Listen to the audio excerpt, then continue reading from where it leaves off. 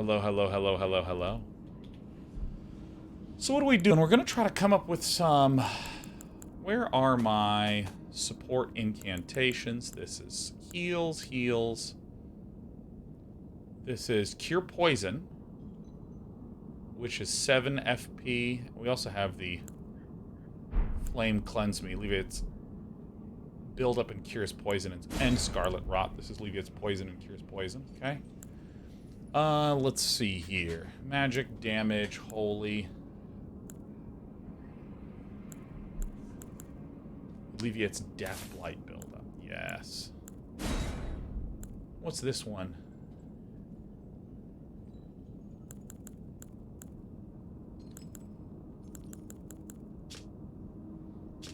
So I'm actually going to try this one. Oops, let me memorize some more spells. Offensive incantations. Whoops. We have... I mean, I can't do any offensive incantations, man. I suck. Throws ball of raging fire.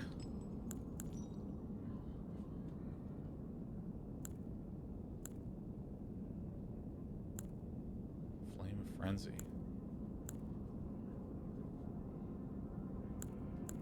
I'm gonna do this because I think it's cool. So I bet you it's gonna last like 2 seconds.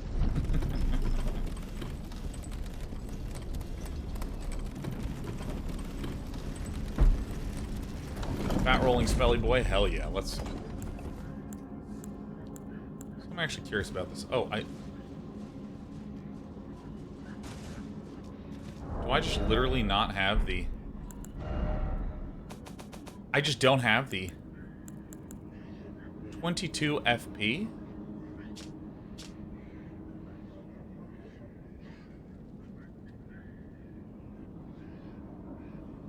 Does it just not work on this? Alright, well, whatever. Oh, that's right. The seal needle needs to be in the left hand. It needs to be in the left hand. Needs to be in the left hand. Alright, well, I'm never using that shit.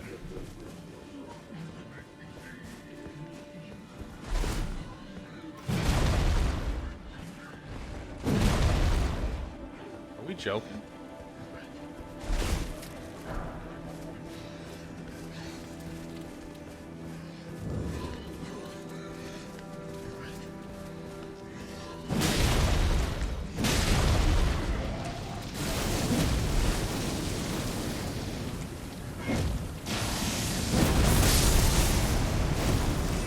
Fucking sweet. Let's give this a shot. Hell yeah. Hell yeah, dude. I'm avoiding them. They seem like they're busy. Yeah, they seem like they're busy. Alright, so we want to try to just kind of skirt along this outside edge of the ruins.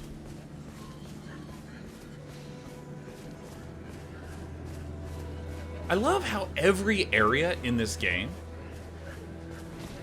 is, like, an area with something interesting and unique going on, right? Like, here we have this interesting puzzle of spirits to try to reveal the Mirage Rise, but then in this entire lower area, just the story of these, like, coughing, sickened, I don't even know what they are, these, like, Death Blight warriors.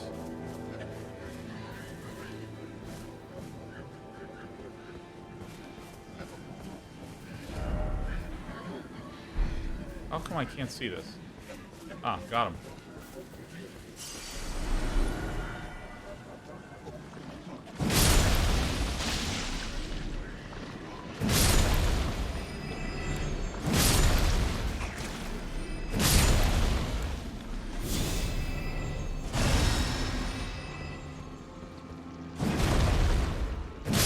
That sounds like they're throwing up, honestly. Dude, it's so good.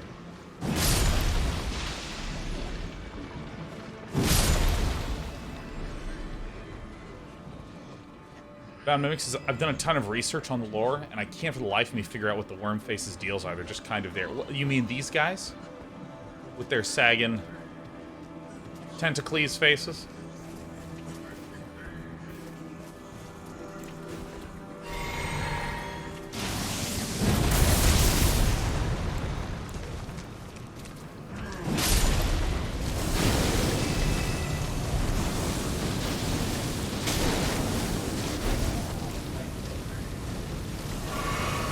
Yeah, I mean, I think that the death route that exists in the game, I mean, if I'm picking up on my lore references correct... Oh, shit.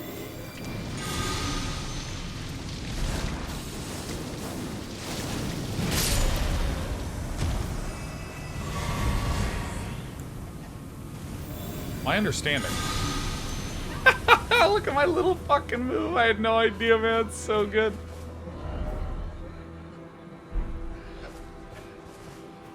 Yeah, I mean, my understanding is, like, okay, so the cordyceps fungus is a fungus that was the inspiration for The Last of Us. And what the cordyceps fungus does is it will infect it, something like an ant or an insect, and it will gain control of the brainstem and sever the brain of the ant from all the rest of the brainstem and the nerves that control the ant. So then what the cordyceps virus will do is it will cause the ant's body to just climb all the way up to some very high location, while the brain of the ant is just sitting there, unable to control its own body. It'll move all the way up to a high area, and then it will make the ant bite down and sort of latch itself to the top of this tree branch or whatever, and then the fungus will just grow and sprout out of the neck of the ant and then spread its fungus elsewhere. It's incredible. So this is what was interesting about The Last of Us, is it's a sort of formulation of a zombie-type virus that isn't, oh, the dead are being brought back to life. No, the dead are being turned, or the living are having their bodies taken over by this bizarre kind of fungus that will then force their bodies to do things, like go around infecting other people. So the death route has a lot of, just in terms of the look and the function, has a lot of the sort of similarities going on, where it looks like there are creatures like the ones that are here doing a more sophisticated version of it. These woodfolk people that kind of have a semi-human garb and human form to them appear to be infected with this kind of death route. And death route seems to be really deeply connected with this story.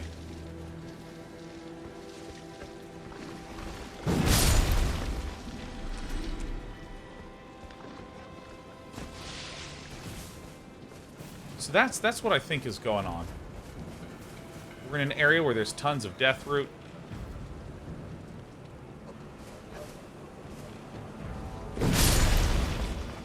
I feel like it's a story waiting to be explored.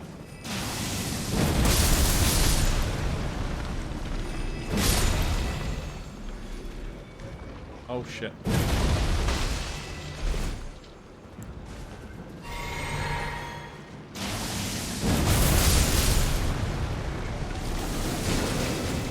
Oh, video game.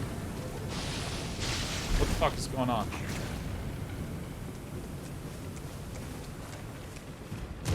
My controller busted, or do they have a slowing spell?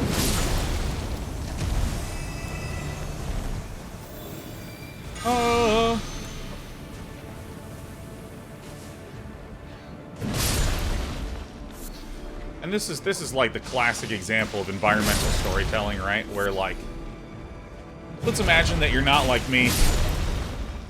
You don't know about the cordyceps virus. You don't know about this weird life cycle. You're not obsessed with bizarre nature documentary stuff. Say you're just a normal person who's playing this game.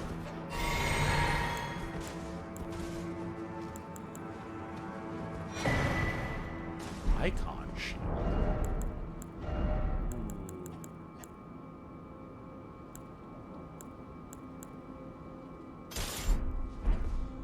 Oh my god, that's beautiful. Nectar of a tree being collected in a cup. Wonder what the story is behind that. Yeah, I mean, even if you're not someone like me who, you know, perhaps knows the reference that is connected to these things, right? There's enough stuff going on that hints to it that you get a really strong and beautiful feel. Ah, Astros' Sacred Tears, maybe. Brilliant point. Absolutely brilliant. Love that.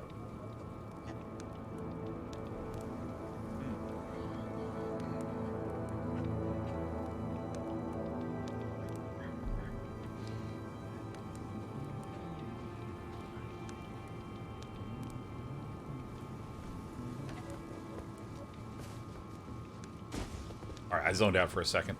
Yeah, the, even if you don't actually know some of these stories, there's enough little resonances that you can put the pieces together. The fact that they're making these coughing noises, these sick coughing noises. The fact that their bodies are mostly humanoid and their heads are the ones that are most alien. The fact that they're, in addition to these, are creatures that are typically associated with sort of disease-ridden, swampy-type areas, despite us being in a forest.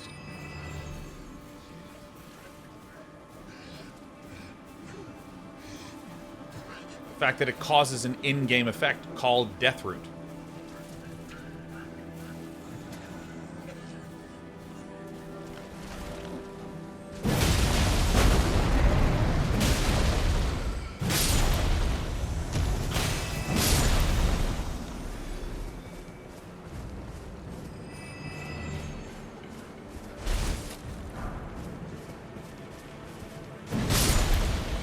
Talk to its snail pet. It does seem a little bit that way. Where's this walk stick? Where's our little codger spot?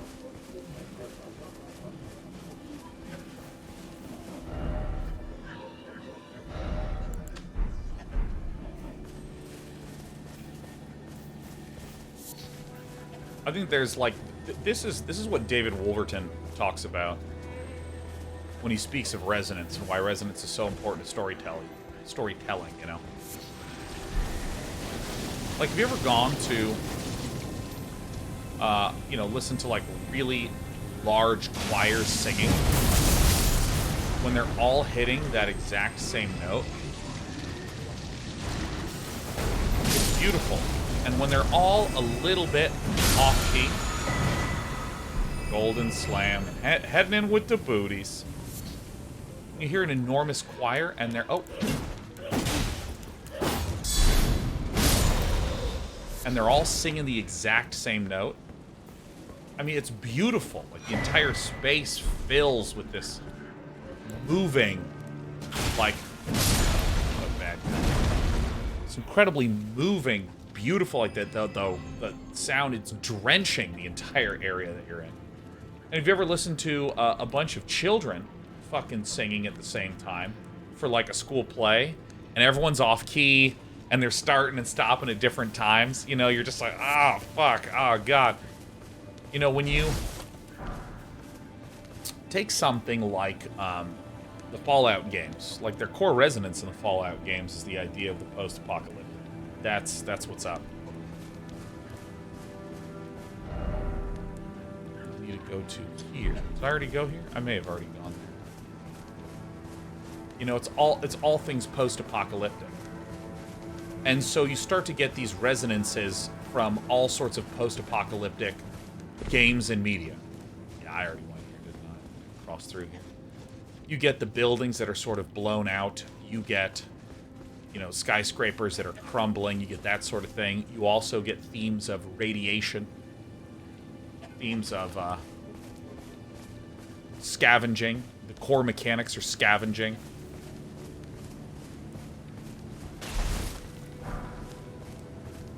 You get the idea of thinking of different environments and how you might live in them. And even if you've not seen Mad Max, that's alright. You can miss out on some of the Mad Max references. Even if you've not seen, well, just like post-apocalyptic work A and B and C and D. If you haven't consumed all of these, maybe consumed C and F and Z. Just consumed a few. You go, oh, of course, oh, right, yeah. You start to see those things. And also, one of the real strengths of post-apocalyptic media, you know, let's go here and here and up to this point first. Let's do this little pentagon. One of the real strengths post-apocalyptic media has is that it's fundamentally connected to how our day-to-day lives work right now. So it shows a highway that's ruined, a city that's ruined. It shows people struggling to survive in a way that's very familiar to you. You see technology that's barely working, that works great nowadays. So you can go, oh, wow, they have a radio that'll allow them to communicate in way XYZ. Oh, awesome. Right? So, like, just your real-life normal behavior and the technology and experience you have in real life can be resonant in this way. Oh, hell yeah, Mario Souls. Let's go. All right. Horse parkour. You know, these kinds of things just build really deep, rich resonances. Anyways. And, like, if you hit enough points like this, it's a glove war. You hit enough of these, then all of a sudden, when you're playing, you don't need to be told anything. No one needs to sit down and explain to you. And now, because there was an apocalypse, there's no power and there's no water. Do you understand? No, of course people understand. God damn, these views are just incredible. Down on this side. Interesting.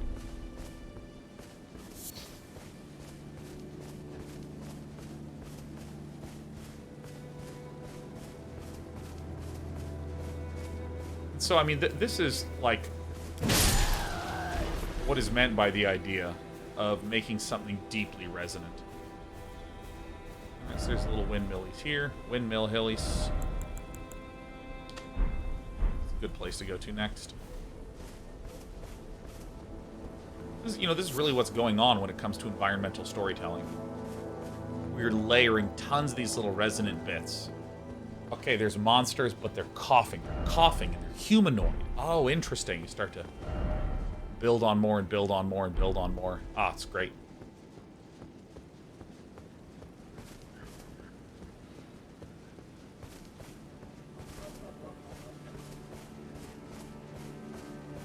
I mean, like this, the fact that this is a great Erdtree, and its leaves are falling off.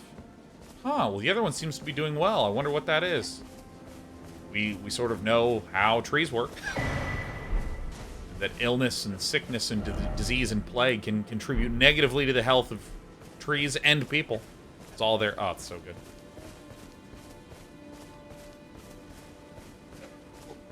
So that's my theory. This is my theory as to what we're experiencing, what we're seeing, what's going on right now. The death root. It's probably some type of cordyceps-like. I see where we are, so we can actually go straight to the tree. Try to find ourselves the Erdtree Guardian.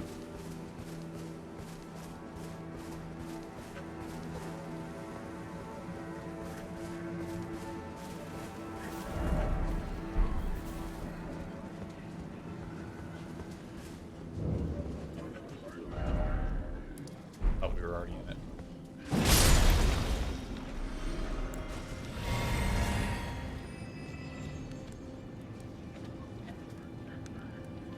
Oh, I was in here. Then it says, Crimson Tears coming from golden seeds to upgrade. Does that mean you yourself get sustenance from the Erdtree? Well, I feel like the Erdtree is kind of like its sap produces a particular ingredient.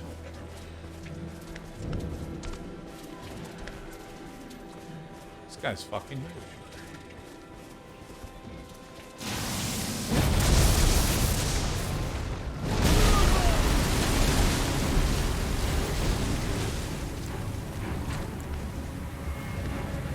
I have more to say.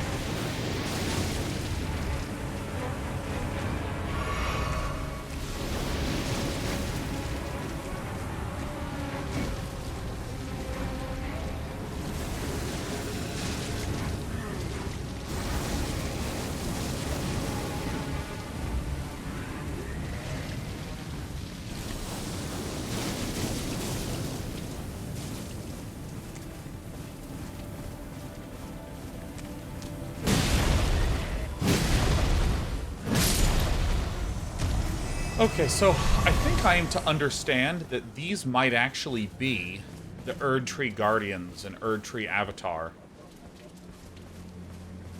that have grown sickened and sickly with some sort of death root.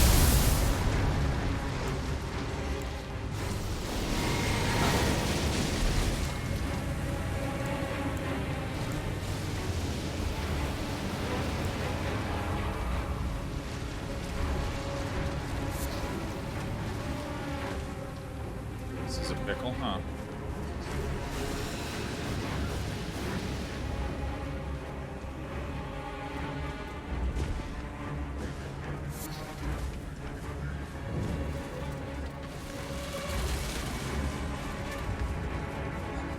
Having a real struggle judging distances because they amp up the coughs for dramatic effect. So I don't know where any of these fucking noises are coming from.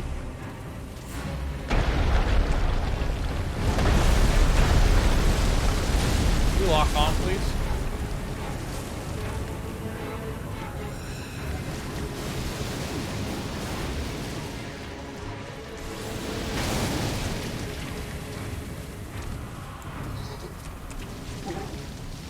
Please? Oh shit, I'm fucking dead. Jesus Christ. Alright, well.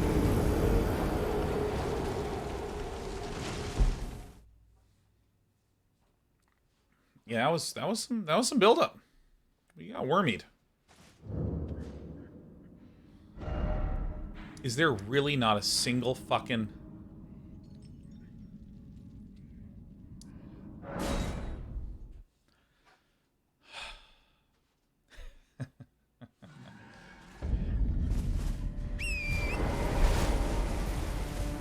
I'm convinced that this guy's a horse boss.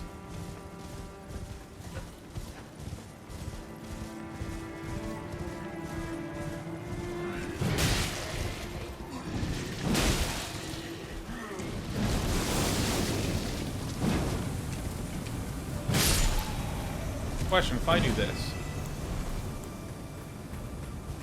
and I cast this, I'm fucking adorable, dude.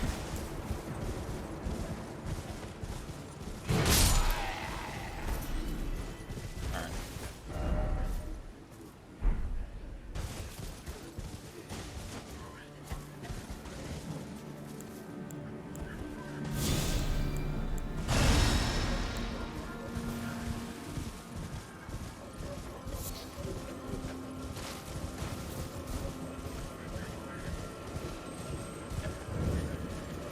Oh, that's not my shit.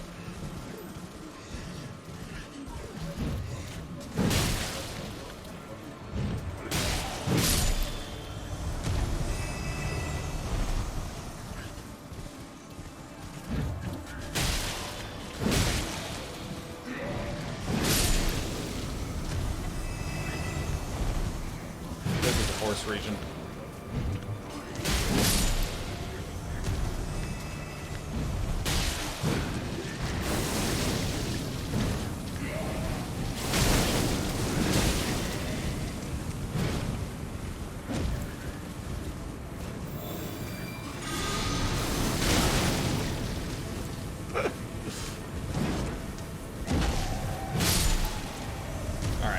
I think that my little T-post thing is hilarious and amazing.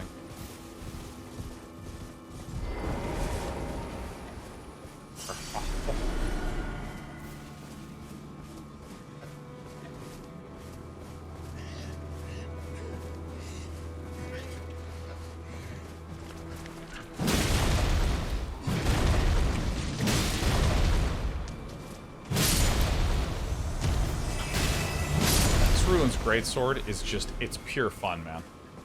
It's so fun.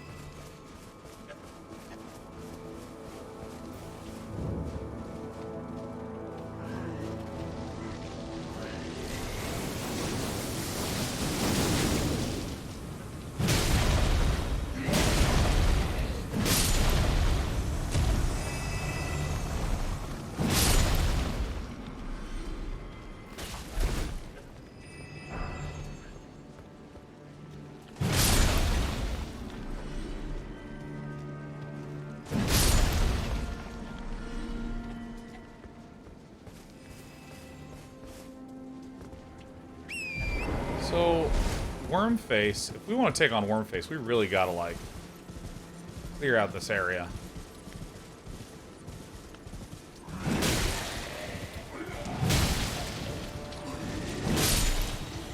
That's Esports right there, baby.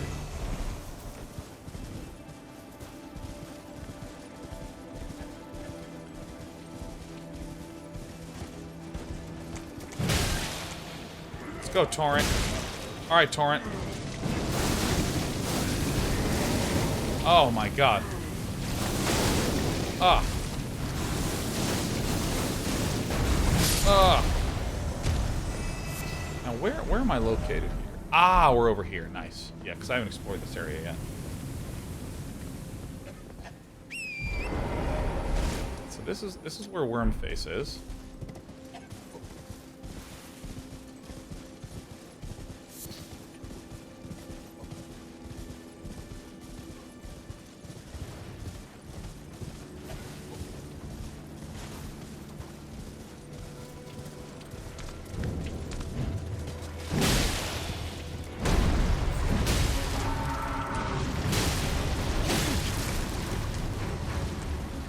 Uh-oh.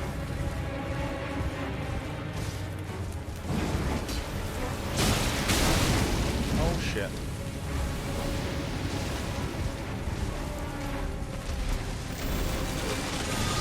Let's go. Come on.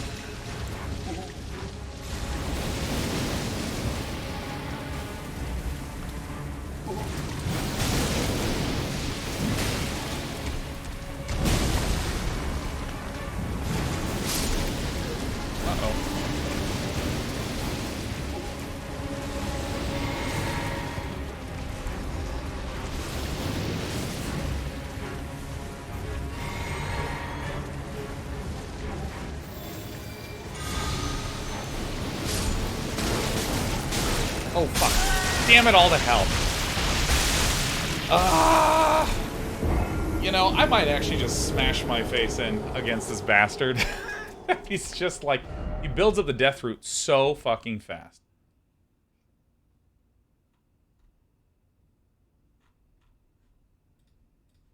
Jesus. Chaos animation is... I mean, I love it. Hey, you! Shane says, dumb question, but does he know horseback? Can you hit on the left side with L1? Yep, we were literally doing it in that fight.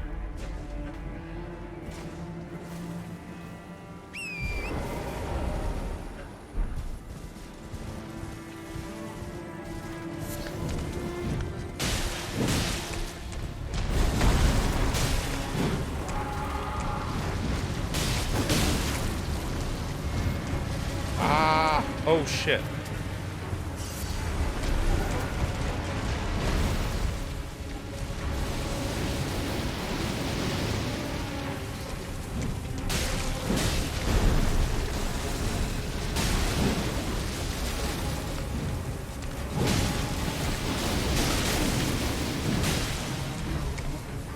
Alright, this sword's fucking awesome.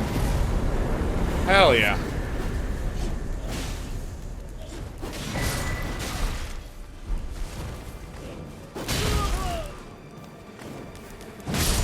Alright, nice. Fuck yeah. Super. Very good. Alright, so now it's time to go explore. I think this thing's what I want to do next. God, those noises are so unsettling.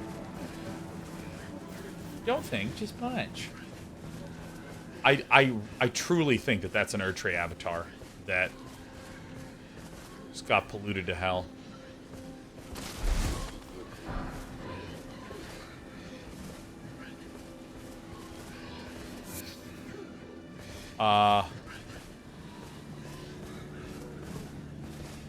What?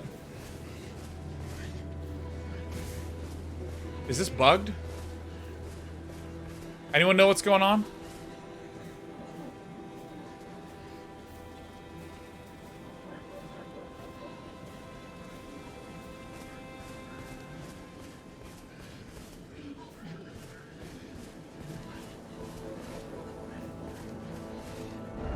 Oh, does it, like, not show if you've done it already? Those things only work if you haven't found the cave already. Oh, I had no idea. Oh, okay, so that's great. Yeah, no, that's just a mechanic I did not realize. Zedric says, try cycling the power on your modem. Of course, that makes a lot of sense. I really think that Miyazaki did a brilliant job with his original game, Modem Souls. Dark modems. Every time you kill a character, they drop their modem. And that way, by collecting all of the modem, you can download data really fast. As long as you defeat the final boss, which is your mom, who's going to make a phone call and ruin your game.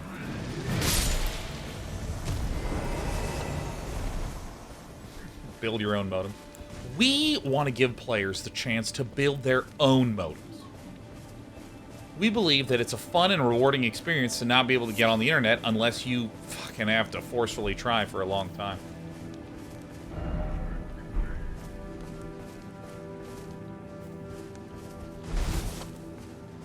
Zedric, can I just say it's great to see you, man? How are you? Zedric, I am going to play Dota this weekend, if you want to play Dota. I have not played Dota since I think the last time we played Dota. It's been that long. Been a busy beaver, been a busy boy. Zedric says you did have Comcast for a time. That's kind of the same thing. Dark modems. Yeah, I mean, I love my ISP. This ISP, I mean, if you've been watching me for the last... God, I guess we have been here for 2 years. Last 2 years. There's been blips, you know, where frames will drop for like 20 seconds, 30 seconds. The longest outage I've had is 15 minutes. It's the longest one I've had. I love that this staggers.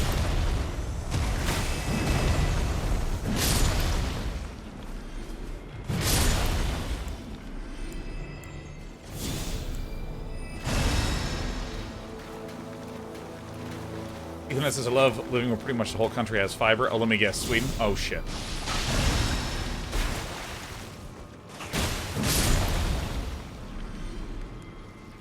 Hippopotamus? We did do that.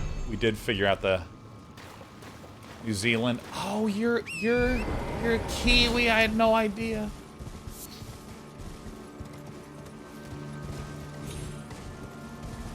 God, it's wonderful to have someone from a place where everything is backwards, upside down, and more cheerful.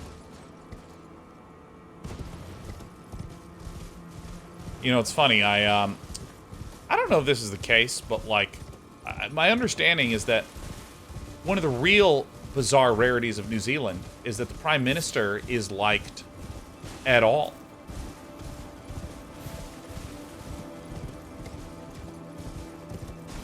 I don't mean a lot. I mean, like, in any regard in the slightest.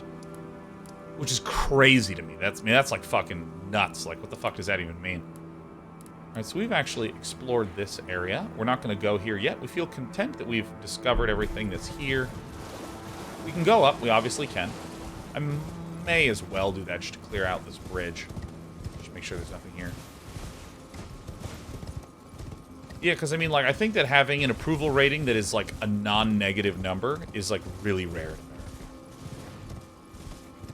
In America, it's just like, oh, this politician has negative approval in every regard. And everyone's like, well, of course. Uh-oh.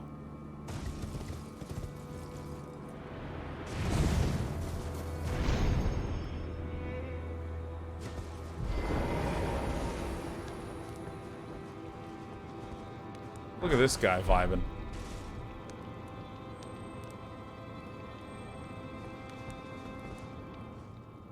I almost killed him.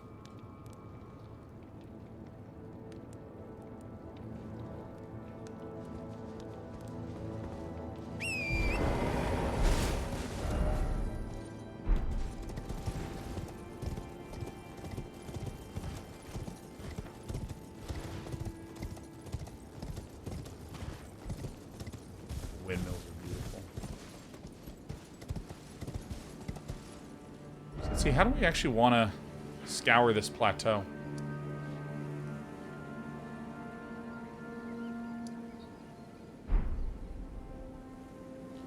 So here's what I'm going to do. I'm going to put myself a little reminder here. My silly thing. And what I'm going to do is we're actually going to work our way all the way back down towards this area and then work our way all the way here and sort of finish up with this loop up through here. And then, therefore, the last bits that we'll do is this journey over to the Volcano Manor. Sound great? Not that you have a choice in the matter.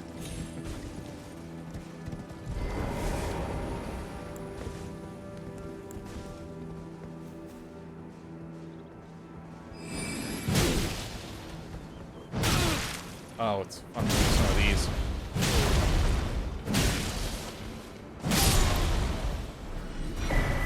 Battle mage, battle mage, battle mage, battle mage.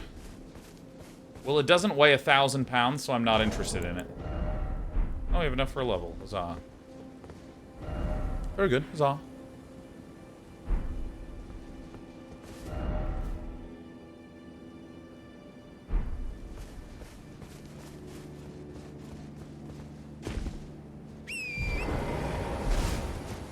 Horse parkour my way up here. Excellent. Beautiful. Fantastic.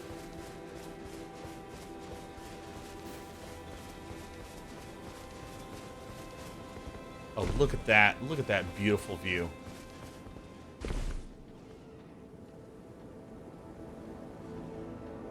This game has got some serious shit going on in it. I love it.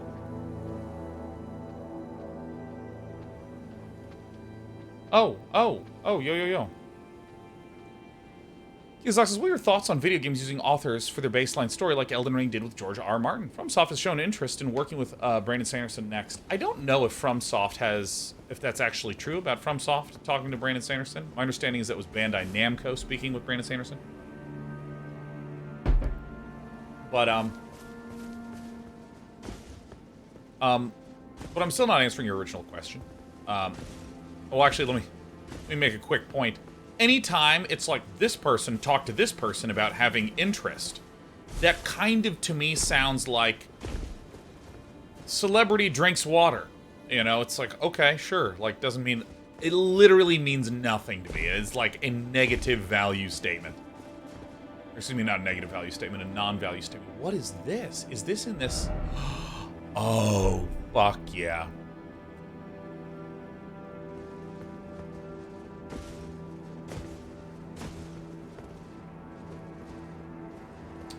Kiyosaki says, my mistake, it was on FromSoft's behalf in the article. Oh, okay, so maybe FromSoft said, hey, can you get one of, you know, your contacts in America to reach out to Brandon Sanderson? Okay, in that regard, yeah, sure.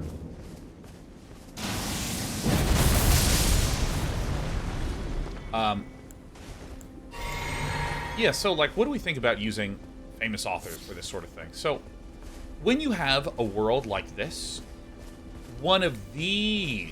Oh. Fuck yes!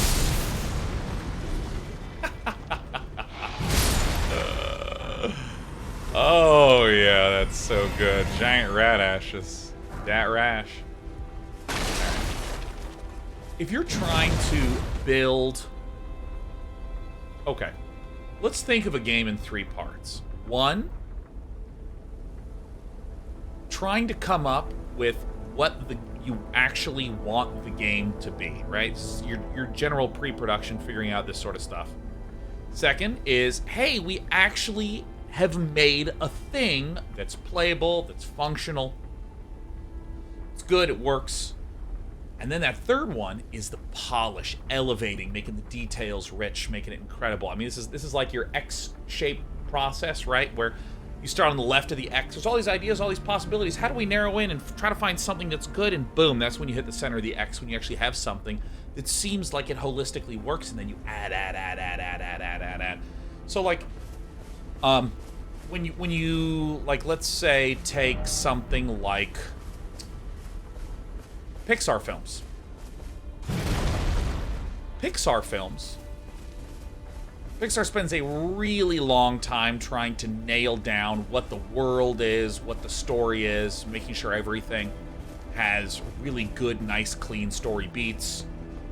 They storyboard everything. They make sure that they have a good sense of, like, you know, where the big dramatic action sequences are, yada, yada, yada, yada. They lay all this groundwork.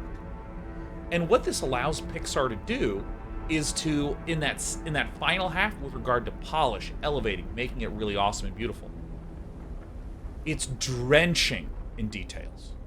It's just, oh my god, you watch, like, Monsters, Inc., and they've thought about, you know, little things like, what would the mug say that the monster's drinking coffee out of when he's working there?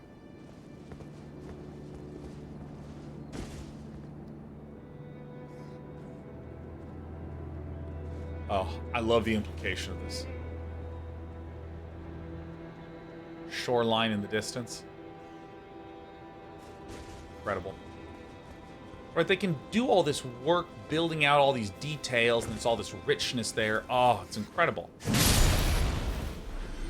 But it's important to note that it's not merely that someone took the time to include that detail. Gotta make sure that you allow for the time, but it's not merely that it's time. It's that when Pixar did that early pre-production, trying to lay all the foundational groundwork, a lot of that writing was related to the world. People sitting there thinking about, okay, well, if this is what the people do in Monsters, Inc., let's really, really think through what their lives are like and what they do.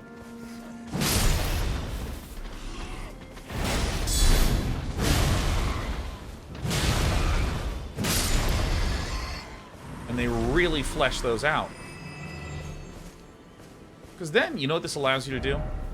This allows you to say something like, okay, guys, let's liven up this office in this Monsters, Inc. movie. Let's liven it up. Let's make it really rich and detailed. Well, if someone has done a ton of effort writing a backstory and a history, you can read that and you can, like, start to make decisions on your own as an artist. You can start to add things in there that are consistent with this vision, this story, this Bible that you're working with. And I think that this is the extraordinary benefit of having an incredibly talented world builder like George R.R. Martin actually do the world building. God, have you... I know you've played games like this, but have you played games that when you look at, you go, there's kind of nothing here. Like, in a literal sense, there's something, but there is, like, literally no curiosity, no mystery. I mean, I literally get it all. For instance, the Hood, Outlaws and Legends that you saw me play earlier, I was very critical of the gameplay itself.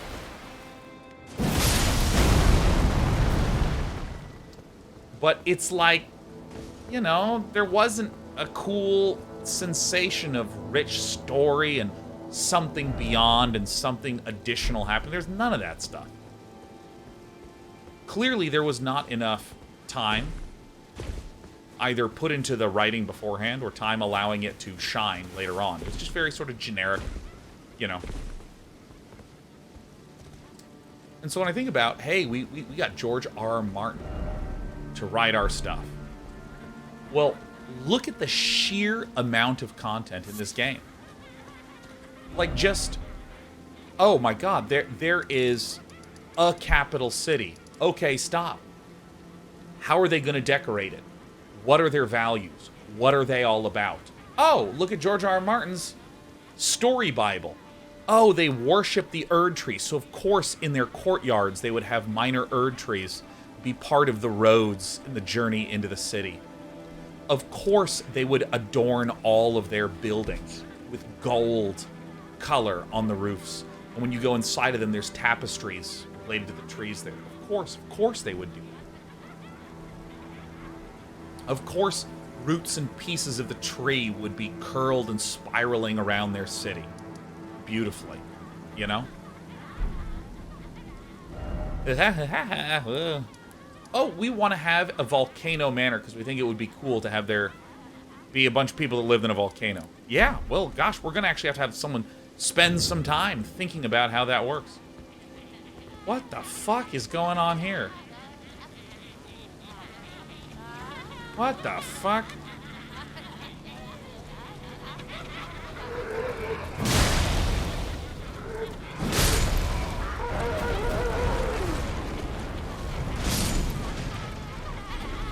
Hey, look, it's you.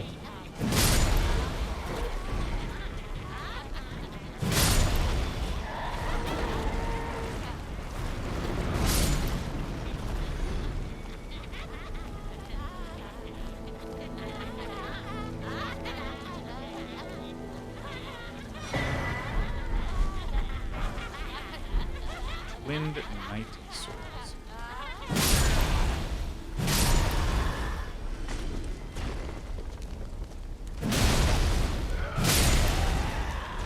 Oh shit, you're alive?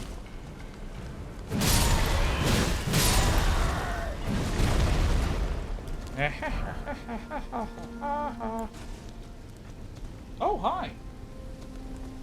Got a cat incoming.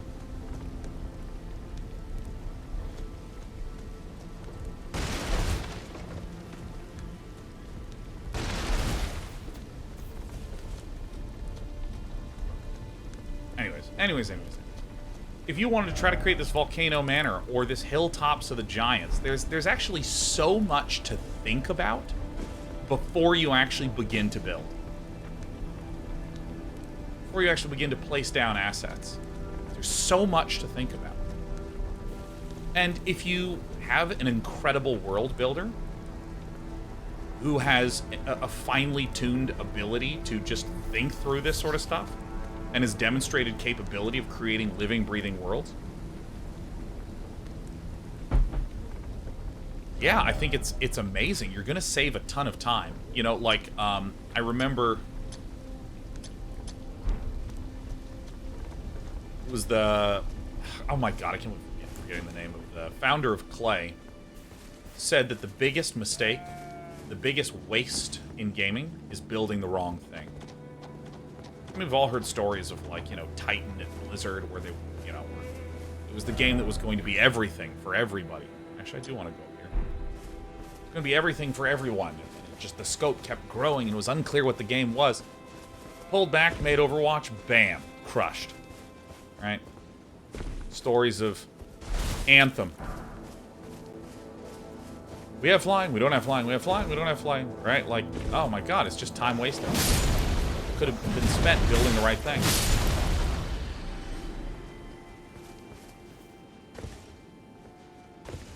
And so I think that it's a fantastic thing to do. Because the fact is, like, when it comes to the question of what are we building?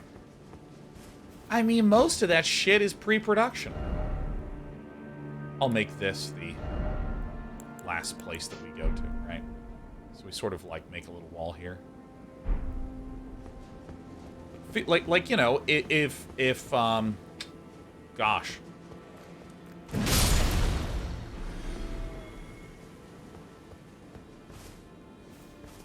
If you know exactly what your world is, oh my god, wonderful. You have a ton of streamlined ease. Producing a ton of different kinds of content. If you're FromSoft and you already know a lot of how your combat system works, because it's going to be inspired by Demon's Souls, Dark Souls 1, 2, 3, my god, immediately you know that you can start making enemies and animations for those enemies and not throw out work. Immediately you can do that.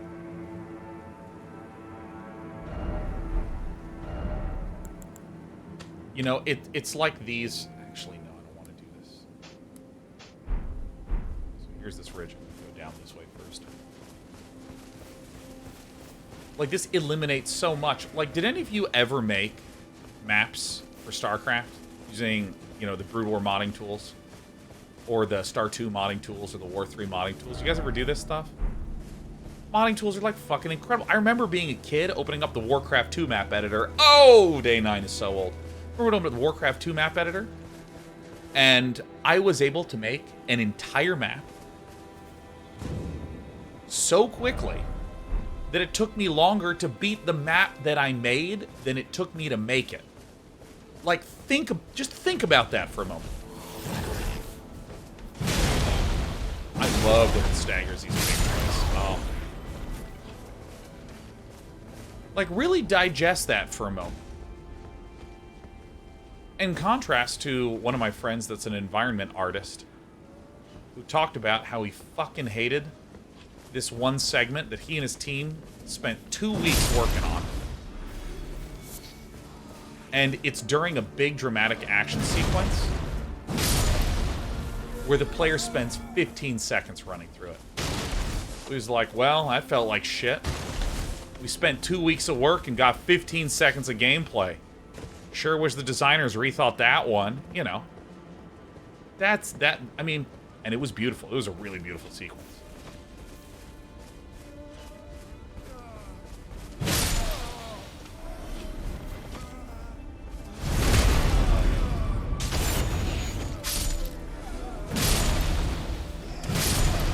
Can you imagine, in a game like this, if it took a developer, let's say 1 week to make this monster that we're playing against? From design to concept, and I mean, that actually sounds a little ambitious in terms of time frame, but, you know, whatever. Let's say the total amount of time is like 2 to 3 people's time over the course of 1 week. Obviously, they're working independently at different times, but still, let's just say it's like that. How many hours of entertainment has just this monster given me? Just this one. I mean, I've encountered him a bunch of times. The one that was in Castle Morn killed me a few times, and I had to practice against it. These dogs. How long did it take to make, animate, and create these dogs, and how many hours of entertainment have I gotten in this game alone from dogs? I mean, maybe like 2 hours of the 122 hours that I've played. 2 hours just thinking about dogs. That's efficiency, man. Because if 3 people can spend 1 week making one monster that gives 30 minutes of fun, well, geez, there's 50 weeks in the year that they're working, let's say 40, due to trying to give some good time off to your employees, work-life balance, that sort of thing. 40 weeks, 40 times 30-minute intervals means 20 hours of content from just a small team building stuff. It's incredible. That's efficiency now. So, I mean, there's all these benefits that arise from being able to have answers known. This game has Sekiro, Dark Souls 1, 2, 3, and Demon Souls, and Bloodborne, as references for different types of combat design, combat encounters, and frankly, code they can just ship over.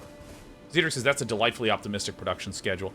Yeah, I mean, I'm thinking more something like, you know, a conceptor might spend 1 to 2 weeks coming up with it, and then they pass it to someone who then spends, you know, say, a week, 2 weeks doing some 3D modeling for it, and then pass it to another person that's doing some texture work, you know. That if you're able to layer those all on together, you might have, you know, 2 weeks, 30 minutes of content.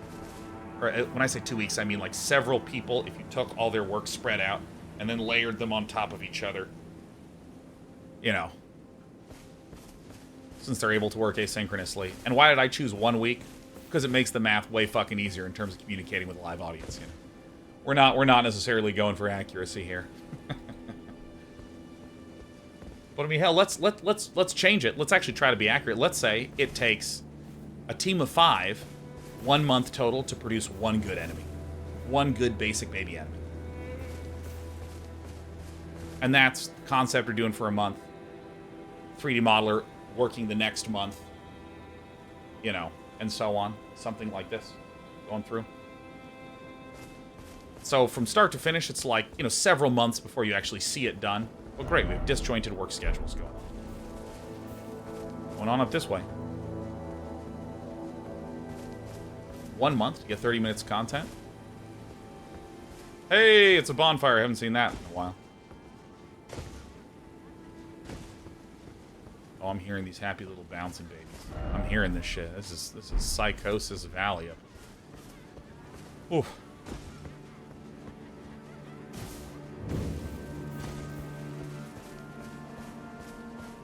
Damanula, Windmill Village? Someone's been reading some Uzumaki, man. Yeah, if you have like 11 months out of 12, let's say 10 months out of 12, where you get 10 good enemies out of that, 30 minutes content per enemy, and that's just a team of 5, that's like, it's great.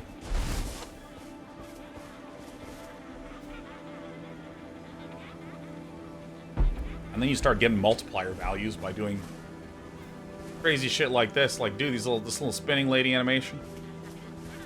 Great, we had it over here. Now we're going straight up to Damanula Windmill Village? Jesus. Anyways. I'm getting sidetracked. But, like, if you have a really clearly established story world, freaking George R.R. Martin was able to make it for you. You have really good tech that allows you to very rapidly create level layouts. You have a lot of familiarity with how the combat works. Even before production has started on day one.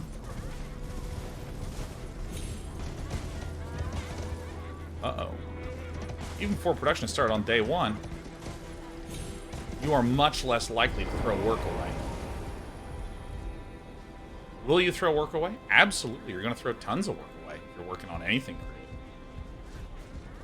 But there's a big difference between we know that we're going to have a Dark Souls style combat in this world, no matter what, period, versus Anthem's, do you have flying? Do you not have flying? We don't know. We have all the strength we need. We have all the intelligence we need.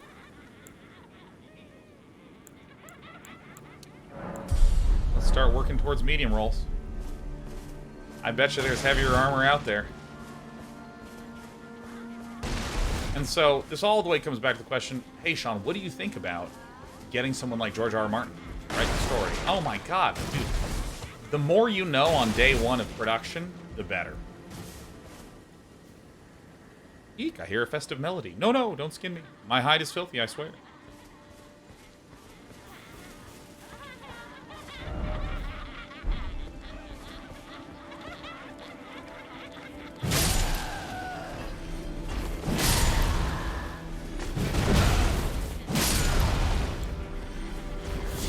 Already continues.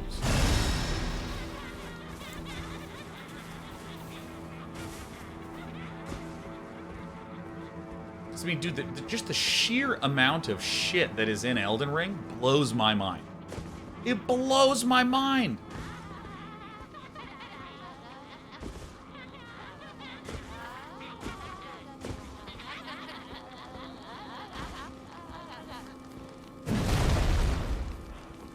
Oh, actually, I know what I'm doing here.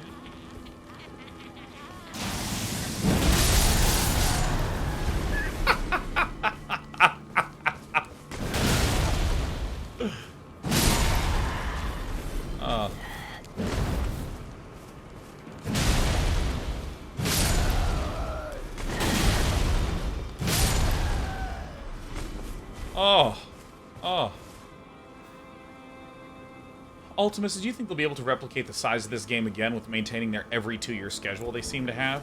Well, like, Jesus, like, they make 7 hit games in 13 years.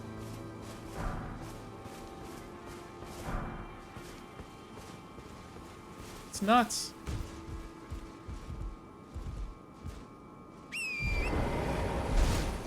Horse parkour. I mean, it's insane. Oh, shit. And I've heard people make the comment like, well, hey, you know, Elden Ring was in development for 5 years. Again, like, in the same way that I was talking about with artists, you know, like 1 month of layered time. There's only one FromSoft. There's only one of them. Right? So if they say, we spent 5 years on this game, we spent 4 years on this game, it still averages out to 2 fully dedicated studio years per game, and that's it. Which might mean they were in final stage production for a year on Sekiro while they were in first year pre-production on Elden Ring or something like this. So different parts of different teams are working, but still that is 2 studio years on average. That is incredible.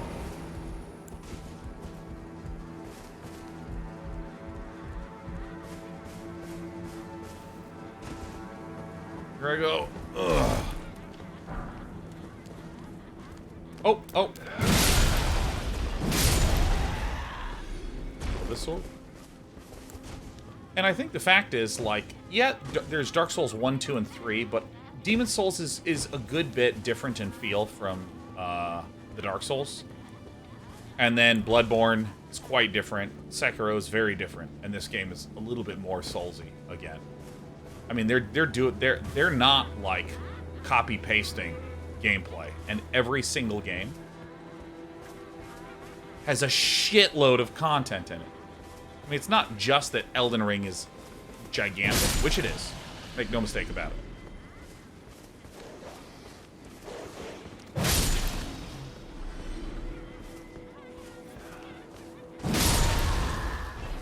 BS Disco Inferno says, I legitimately think that Elden Ring is the most impressive game I've ever played. Not quite sure I can say best, but it's certainly up there.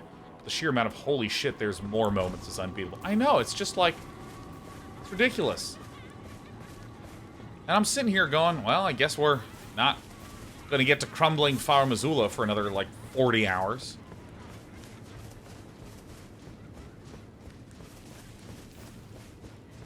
This game sold over 10 million copies in, like, a few days.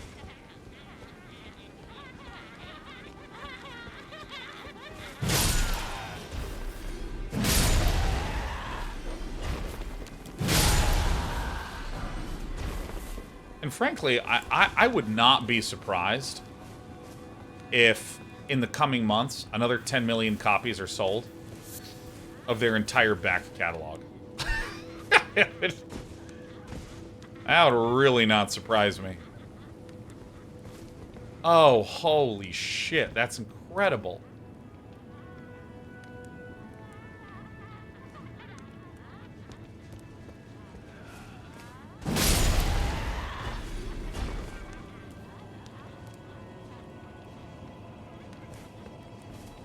This is when I realized there's an underworld. I spent a good half hour picking my job off the floor. Dude, I know. This is one of the most insane moments in gaming for me when I just went down here and it's like, oh yeah, welcome to Shifra. And I was like, and being able to do this, I mean, that's incredible. Ah, ah ha ha ha ha. Ah ha ha ha ha.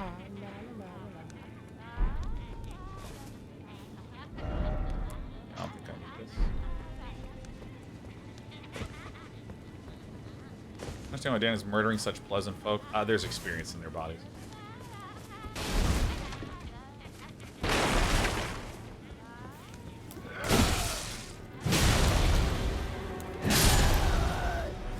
I'm going to spend a lot of time eating a little bit of damage here and there due to the fact that I have this greatsword. This is why I'm keen on getting more mana potions. I think I'm going to be spending a little bit more time just trying to top off instead of taking a swig that heals like a crapload. Bet Sean kills the turtles too. You're allowed one turtle. You're allowed to kill one turtle just to see what happens, but after that, you're a piece of shit. I've only killed the single turtle.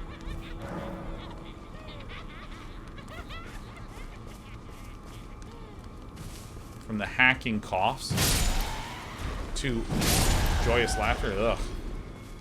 C Drop says, hey, I just want to say thanks for keeping me company while I grade Algebra 2 test. Really appreciate it. You got it, man.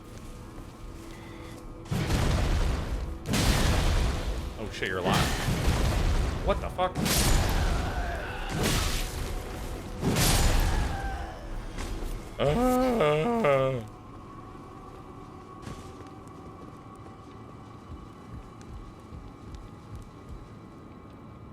You're always allowed to kill one turtle in these games. There's always like a divine, holy, untouchable, beloved being in the Souls games. You can kill him once and it's okay. Ugh.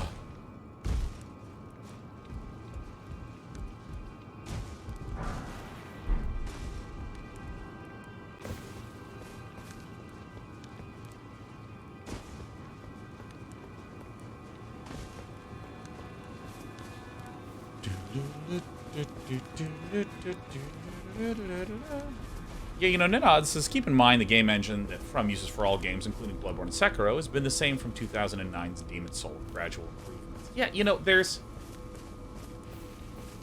something to be said for just making good shit. Let's not overcomplicate things. Oh, fuck. Excellent. Oh, are these the ones that were wearing the skin? God beings? Oh yeah, you. Fucking asshole.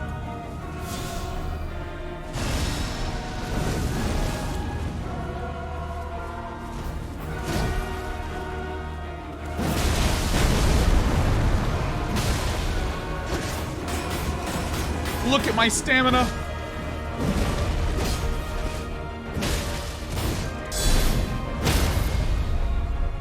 Dude, I am so much stronger than when I first played this guy.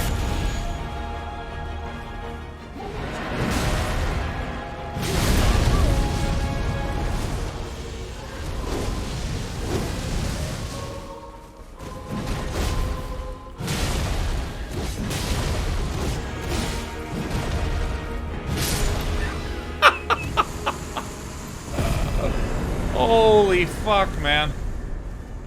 Yeah, come on in. Godskin peeler? Ugh.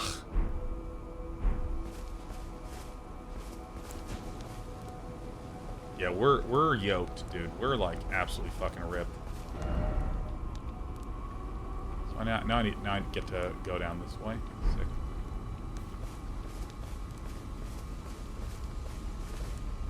Yeah, I'm from Boise, Idaho.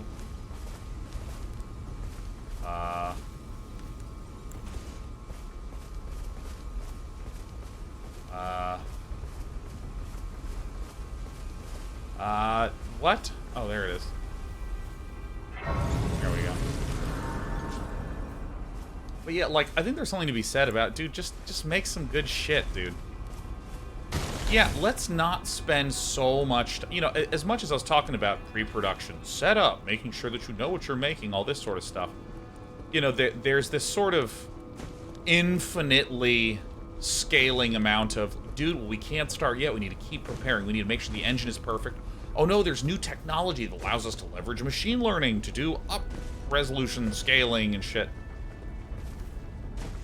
And we need to try to figure out how we can get good tooling for our machine learning, which, by the way, is fucking impossible and takes way more time than you'd ever think.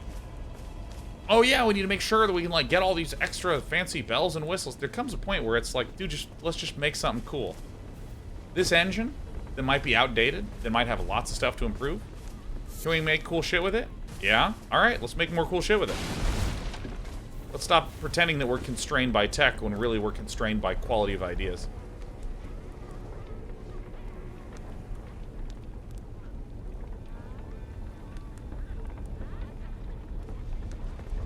Ultimus, Miyazaki himself said they never prioritized graphics. It was at the bottom of the list until Demon Souls Remake made them put it on the list for Elden Ring. Oh my god, the Demon Souls Remake was just... I still open it up and just look. It's so good. Luthor says, setting aside aesthetic, would you say the Demon Souls Remake or Elden Ring looks graphically superior? I mean, I think that, like, if you're saying, I don't care how it looks at all. I do not care about the aesthetic. Purely in terms of executing at a technical level, I think probably Demon Souls, but I feel like, you know, that's like saying, ignoring what the notes are, do you think that this person is a better musician? You know, it's kind of a tall order, because I think that the artistic design in this game is really breathtaking. And that's what matters, you know? So, one of my favorite skits from I Think You Should Leave is the one about Dan Flashes. The Dan Flashes skit is where this guy is talking about how important Dan Flash's shirts are, because the patterns are so complicated.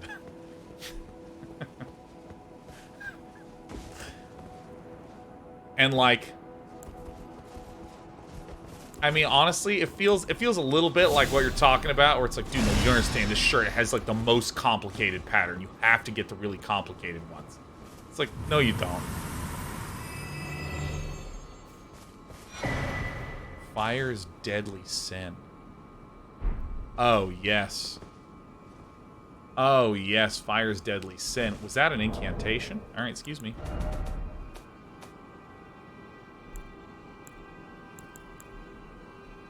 Sets area and self ablaze with raging flames. Beautiful. This one's 150 out the door, and this is not that complicated. Fucking love Dan Flashes, man. That's such a good skit. Alright, we did the windmill village. Let's head this way.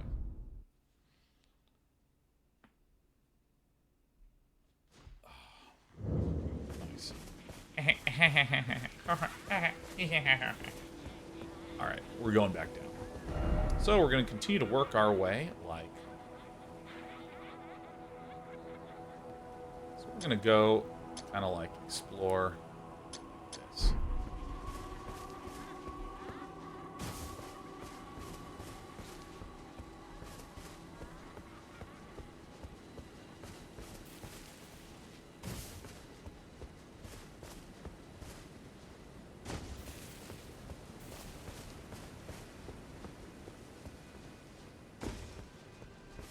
All right.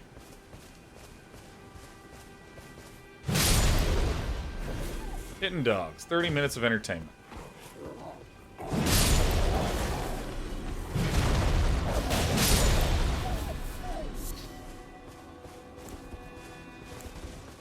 fine, we have a tier.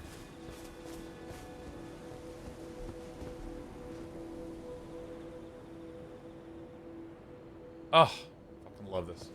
Love it. Absolutely love it. Cloud butter. 11 months in a row. This is almost a year. Been watching a lot longer since the Brood War days, and just love both Day and I in the community here. Dude, Brood War, the best. In this community, the very, very, very best.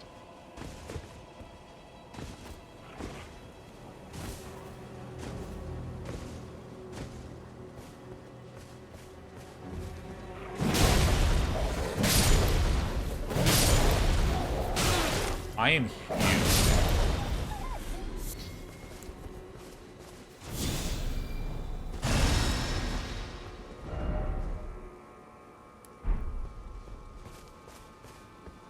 How much do you think you have left? I would guess, at the rate I play through this game, jeez, 50 more hours?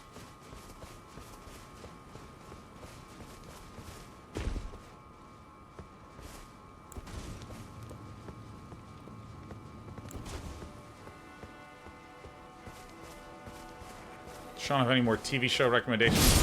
Finished Severance and From and nothing to watch now. All right, next thing to watch is Archive 81. Oh, you trying to run away?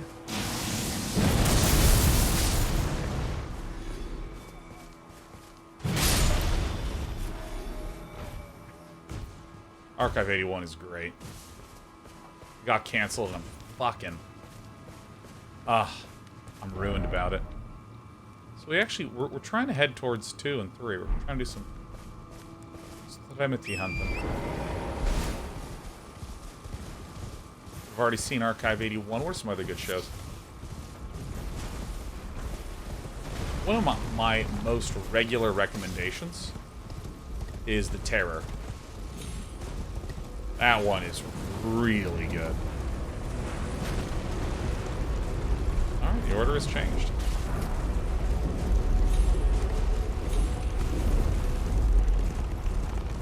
Terror Season 1. Really good.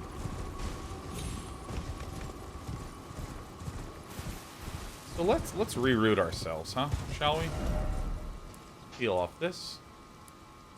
Oh, look at this. There's even like a little line here. Suggesting, implying some sort of little baby battle for babies. Alright, so let's check this area first. No.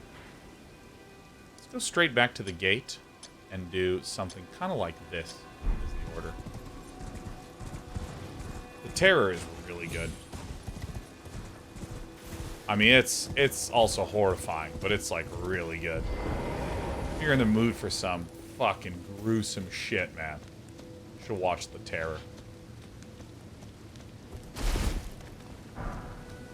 Also, a pretty quick, easy watch. It's only 8 episodes long that we watched recently. It was called The Silent Sea.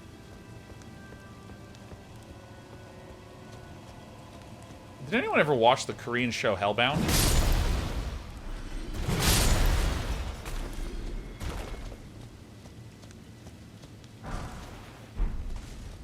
I never watched Hellbound. Where's my one? Okay, I'm at the one. Hellbound's something that I'm interested in finishing, but so the Silent Sea is a... What are we doing? Guys, I'm right here.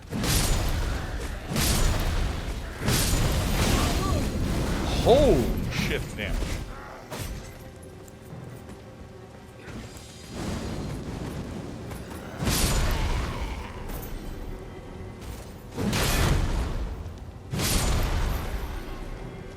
Silent Sea is about a group of people that are... It's in the near future, where there's a water shortage on the Earth. Parts of the ocean have dried up and everything. And a mysterious organization asks a group of people to go on a 24-hour mission to an abandoned research base on the moon to pick up some mysterious sample that they won't say anything about. And that premise right there, ooh, so good. I mean, that's a premise right there. I read that and I was like, all right, Briz, what we're doing.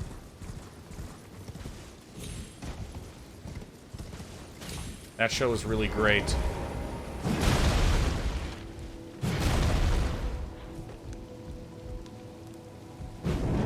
Yeah.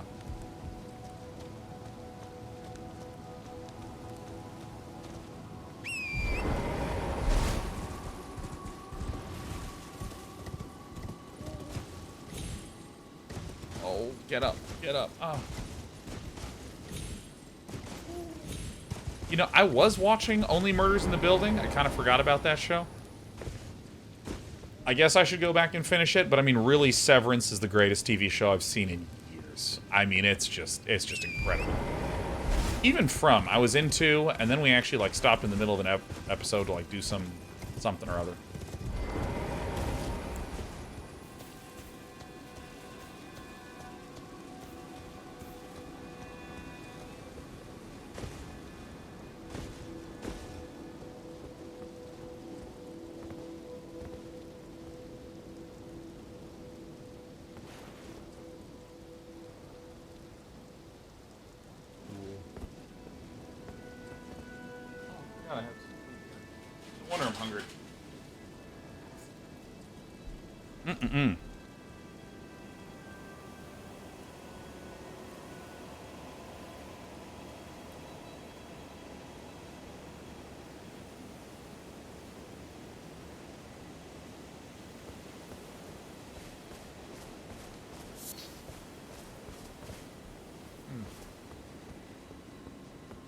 J-Rex says, without spoiling the uninitiated too much, would you sever?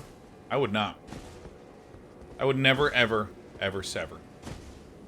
I'm a pain piggy, man. I like that feeling of the struggle. Burger has a green tail. Maybe it's a turtle. I hate turtles.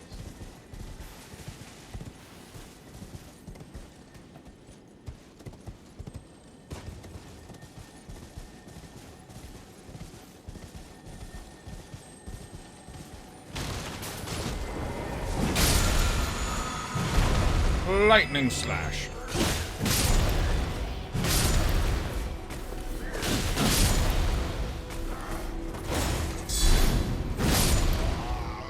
I'm strong. I'm super strong.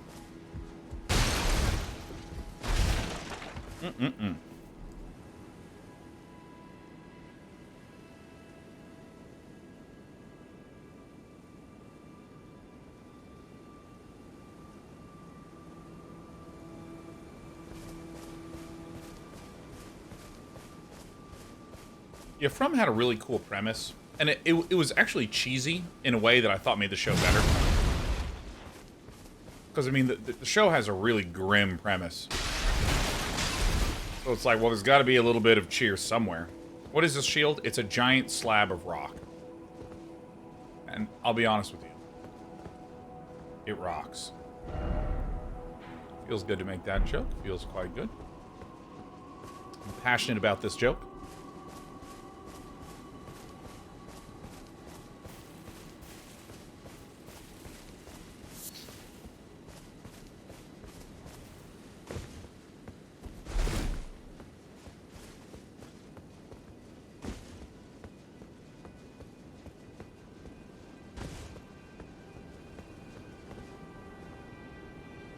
Man, this area is so sweet. I love these banners. I love these.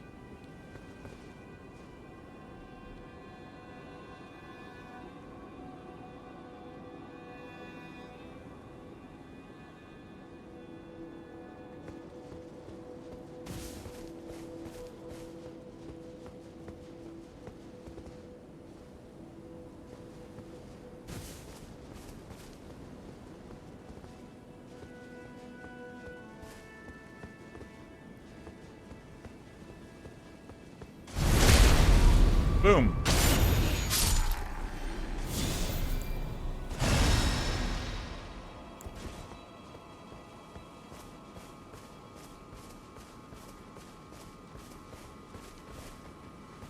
Oh, hey guys. These guys on duty.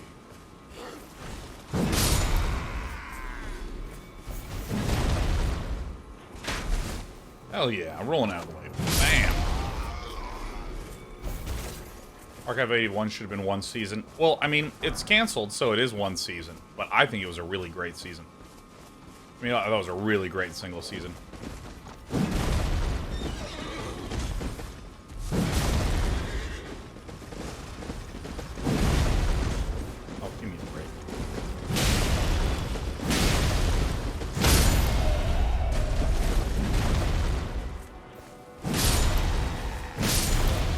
No one can see at all. Feral Spinach says, I felt more awe playing this game than in all the games I've played in the last 10 years combined. Dude. This is the game.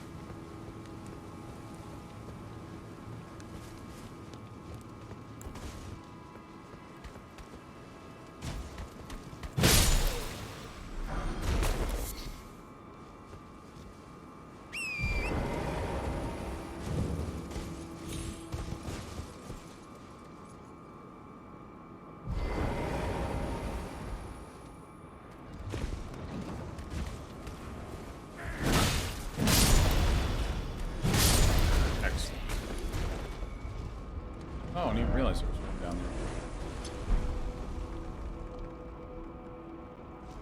there. Yeah, dude. Severance is just incredible. Watching you Snowpiercer? The movie, not the show. I really like the movie. That movie's terrific. Bong Joon-ho is fucking so good.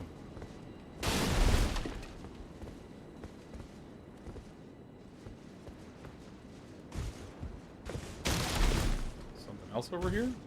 Ugh.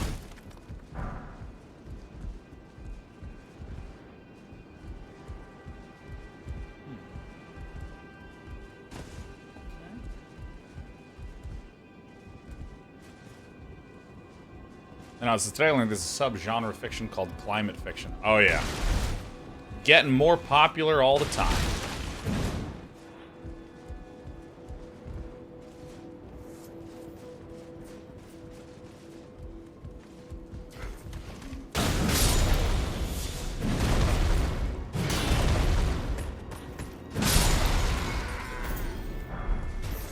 Go.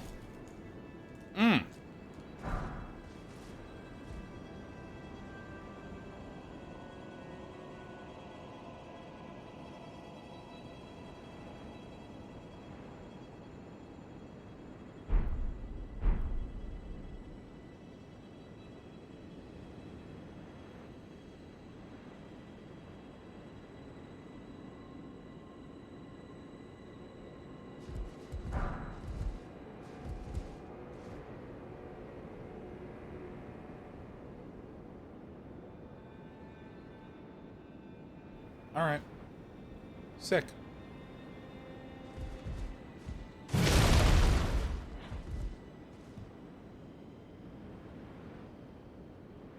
Wow.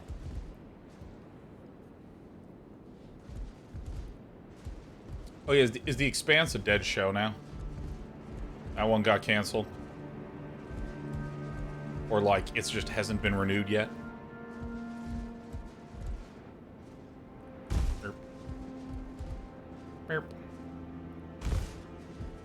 Would they try to hit a natural ending point? Like, I don't really know. Oh, yeah, I never took care of that one, huh? Yeah, Barry's a really fun show.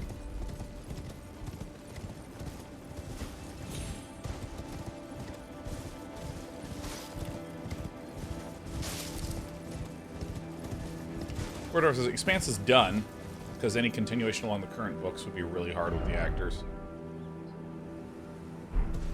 Oh, yeah. Yep. I want to read those books at some point, though. Alright, where is our other catapult? There it is. Yeah, no Expanse spoilers. Let's not. Still, maybe my favorite TV show of all time is the amazing Avatar: The Last Airbender. It's super good. We also watched Gravity Falls recently. Gravity Falls is just unreal good.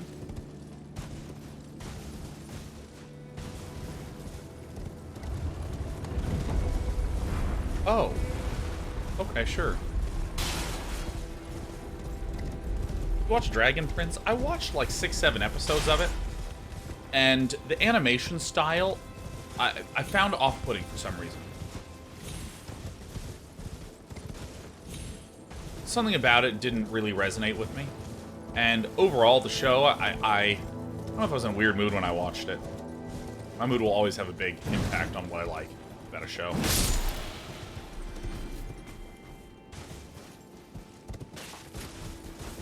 But yeah, if anyone has any recommendations for any, like, really rich, cool... anything like Severance, we love those recommendations. We love that.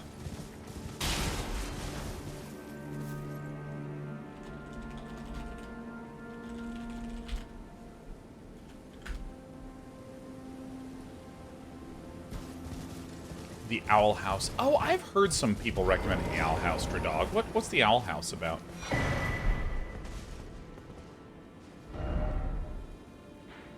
Let's see, we've done this. So let's start curling our way around here, huh? Season 1 of Altered Carbon. Oh, yeah. I love Season 1 of Altered Carbon.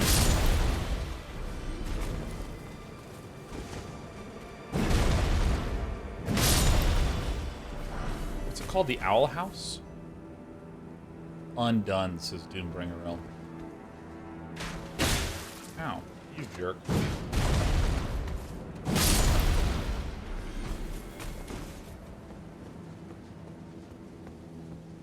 Wait, the second season of Altered Carbon? Indeed. Too bad they only ever made one season of Altered Carbon. Raised by Wolves? Oh yeah, I was watching Raised by Wolves. It's pretty rad.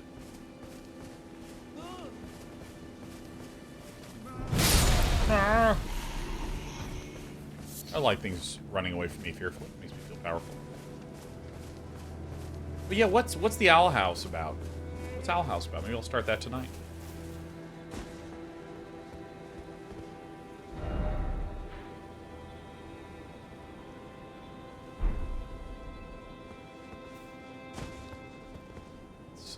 The Owl House is about a young nerdy girl whose mother, with the best intentions, wants to send her to a counting summer camp. Instead, she follows an owl through a magical portal to a demon realm and meets Ida the Owl Lady and the King of Demons. Holy shit!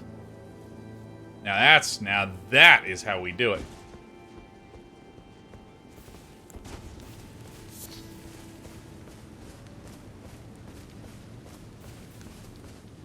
Is there a cave hidden in these trees?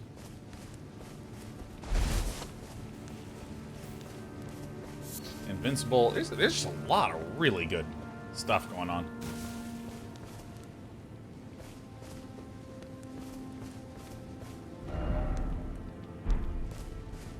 All right, let's go to these ruins.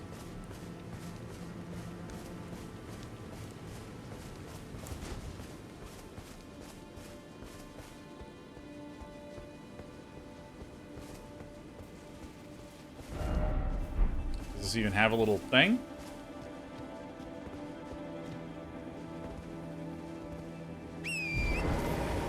Doombringer says undone. What would happen if a TV show started microdosing? I unfortunately don't do any drugs to be able to understand the reference. If you want to reference a drug, it's going to have to be coffee or alcohol. Those are the two.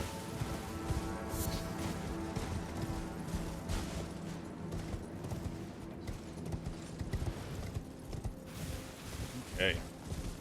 Any bosses fell today, chat? Oh, so many bosses, Iolasalak. Wormhead, or Wormbones, or whatever his name is. Count Wormula.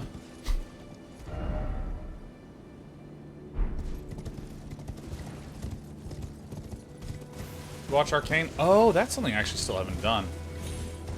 I've heard, like, only positive things about Arcane.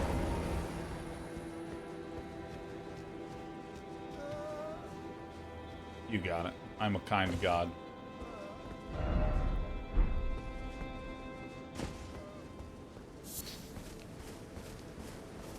Alright, let's see here. So are these like scavengers that are just looking for...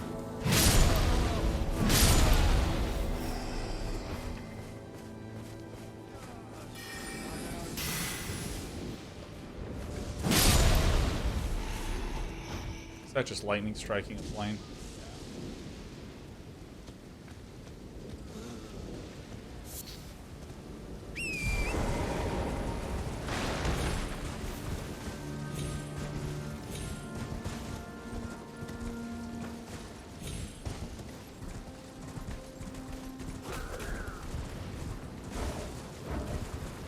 So here's the path that I opted not to look up through yet.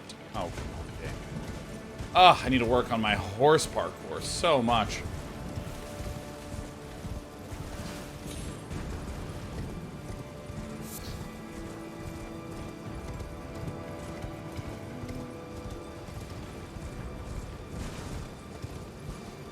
Oh, this is it, huh?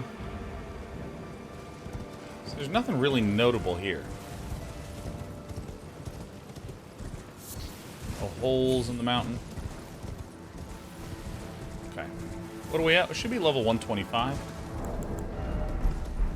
24. Uh-oh. Do.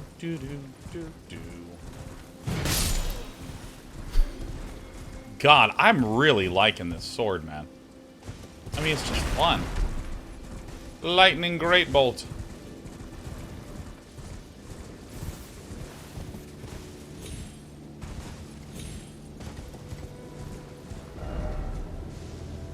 So we want to go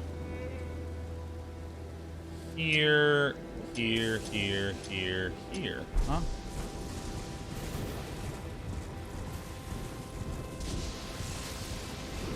I'm such a thorough explorer. Hey.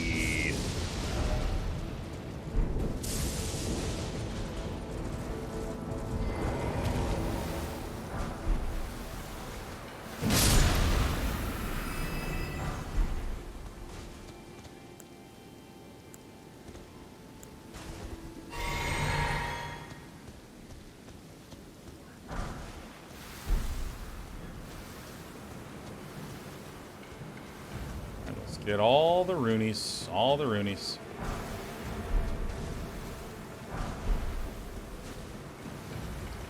Oh, yeah, you know, I heard Wheel of Time. I heard some mixed things about it. That, like, it was fine.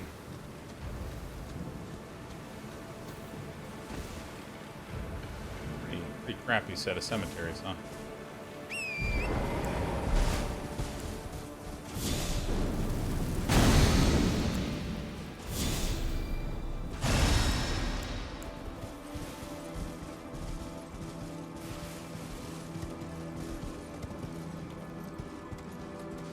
Oh god, you can hear all the coughing from up here?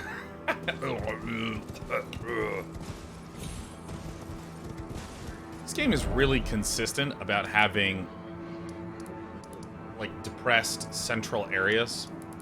You know, like the Lake Illyria, we even have this lake here, we have, like, Swamp of Ionia that everything's looped around, and also, like, this outer thing. It's really good.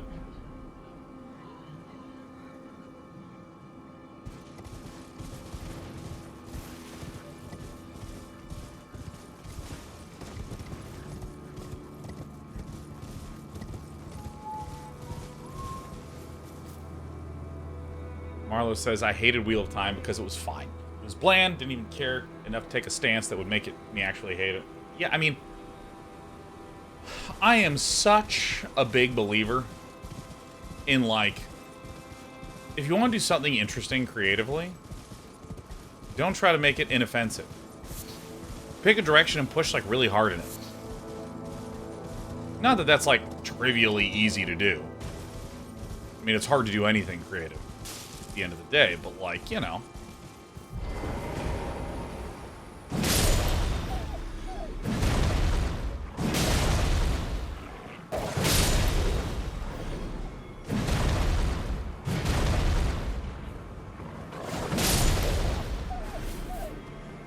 You know, there's that really easy way to trick yourself, fool yourself into being like, oh yeah, we did a lot of awesome work today. Everyone agrees that there's nothing wrong with the first chapter. It's like, okay, but does anyone like the first chapter?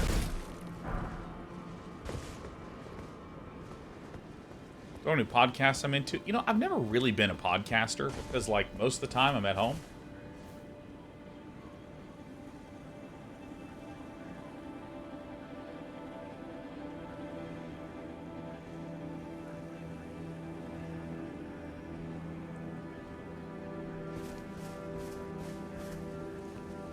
How many years till we get an Elden Ring TV show? Dude, I'm not sure it would really work. I mean, like, saying, hey, they should make a Dark Souls TV show or something like that. It feels kind of like if you watched a really amazing Best of 5 and you're like, dude, I can't wait for them to make a movie out of this Best of 5. You know, it's like, very literally, I don't even know how you would do that. So much of what makes these games feel incredible to play is that experience of triumph. All right, so we're going to go bang, bang, bang, bang, huh? How do you create triumph when watching TV shows? Good job.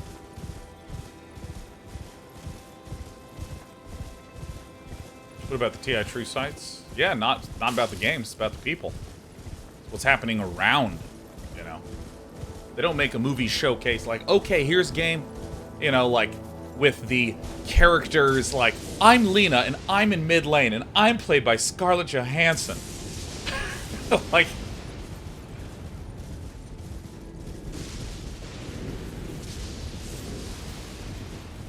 It's like Hearthstone, the card game. Being turned into, yeah, just, hi, I'm the knife juggler. I'm played by Oscar Isaac.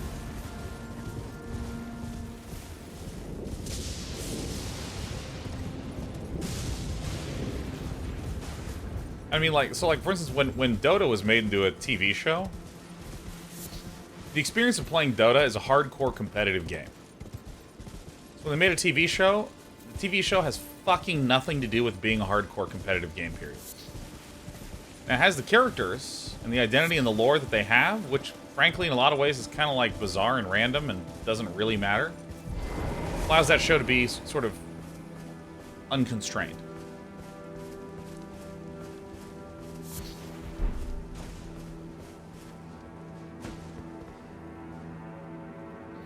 Because Agastar says if they turn League of Legends into a TV show, they can do anything. Well, again, like with League of Legends, the show just doesn't have anything to do with the gameplay of League. It's telling stories with some of the ingredients, with some of the characters, but really you can be pretty unconstrained in that regard. But the thing about Elden Ring is that, and the Souls games, is they sort of ride this really weird line where there is an incredibly deep, rich lore and world and characters. There is a story. League of Legends, literally, you don't need to know any of the world or story. Wow, this he's thick. Oh, shit. Oh, hit the button.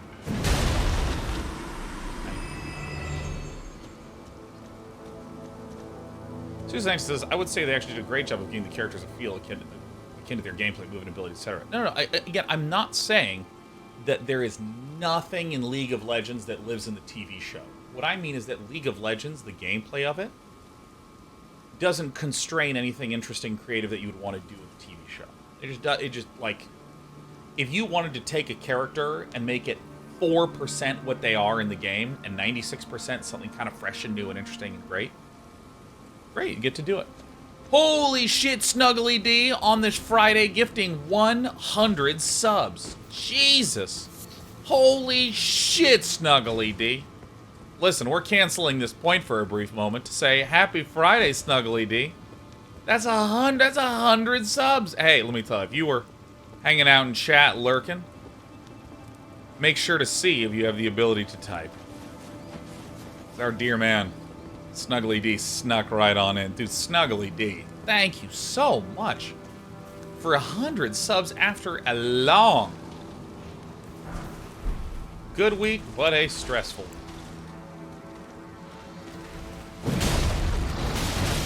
Oh, I'm gonna die.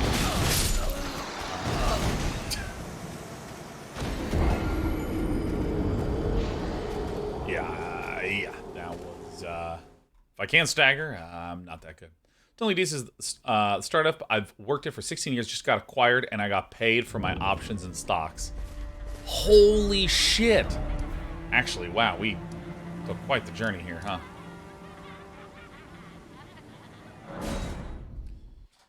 My god, I mean, that is an insane feat. I mean, most of the time when you're a startup, you get your stock options, and that's it. That's all you ever get is options. And then it goes from robusto to busto real quick. Or it's sort of middles, and you're forced to execute on turning your options into actual shares, which then immediately means that you have a tax liability, even though nothing really changed. And after 16 years, you actually got acquired and got the stock payout. Man, that's fucking awesome news, Snuggly D. Congratulations, and a huge thanks for... Oh, shit. I'm gonna... Alright, hopefully we live. Yeah. And a huge thanks for sharing the love here. Celebrating by coming through. I know we have a lot of tech-savvy babies tuning in and watching on a regular basis. I'm real pleased to hear. Snuggly D says, and the whole company was retained with 10% raises and annual bonuses. Oh, hell yeah. That's what we like to hear, Snuggly D. Oh my god, hell yeah. Are you allowed to talk about what the startup is? And what's involved in it?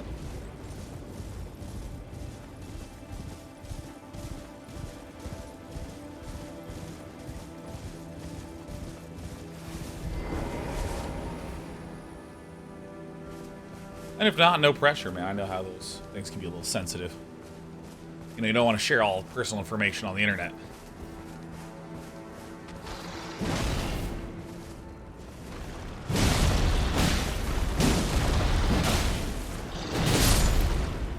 Jesus, these guys are fucking tanky.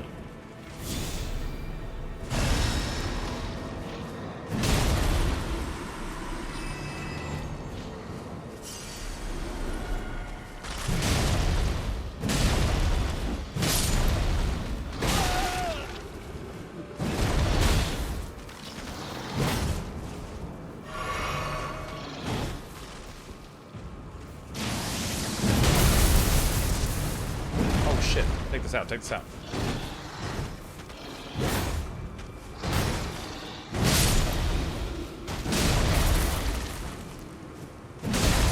Oh, Jesus.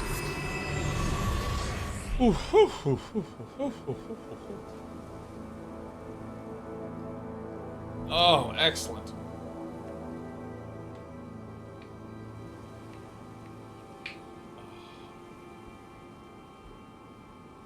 Oh my god, we did it. We have done it. Oh my god. But yeah, I mean, coming back to this, you know, League of Legends and Dota storytelling, like, the game of Dota and the game of... oh, actually, let's finish the Snuggly D says, we are a scientific instrument company called Ion Sense. We were merged into a group corporation. Oh, well, that's fucking great news. Dude, congratulations. Everyone, it's time to buy all of your scientific equipment from Ion Sense and help support our pal, Snuggly D.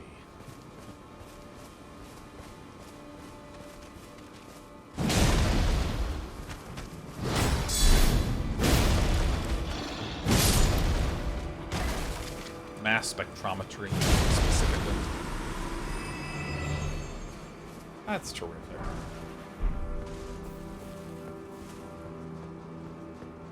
I went way off differently than my peers at Harvey Mudd. You went into working at labs and scientific research and stuff, and I was like, I'm gonna make video games. Anyways. So, you know, coming back to this comment about, like, you know, Dota and League are so much so at their core a competitive experience with its own set of rules and how it functions and what the sort of internal logic of that experience is. It doesn't have anything to do with a world and characters and storytelling. In the same way that the story of StarCraft from an esports sense, you know, if we're talking like Brood War, you know, it's the story of, you know, the Protoss players learning how to fight back against these Zerg players. Oh, this place is rad. I'm gonna get struck by lightning, aren't I? Protoss players fighting back against Zergs by going Mass Corsair early on and curl around this time. Zerg players learning to strike back with 6 hatch on 3 base type plays. Oh shit.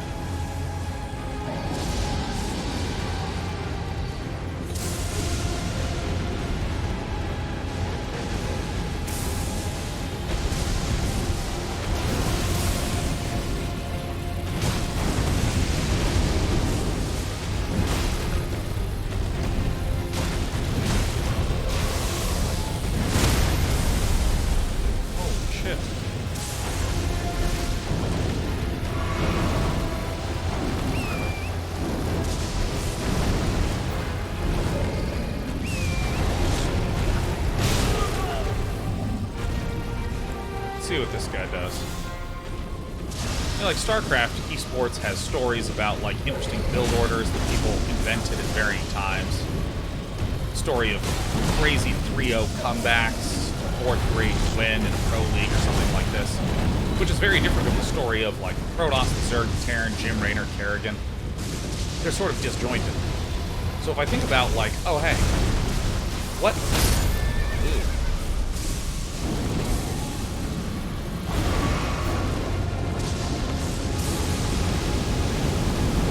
Oh.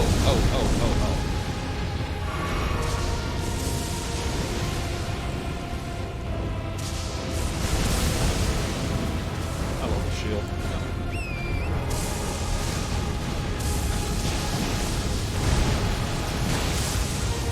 If you're talking about, like, making Dark Souls or Elden Ring into a game, holy shit. If I'm making it into a game, they're actually, it's not so disjointed as it is in the other things.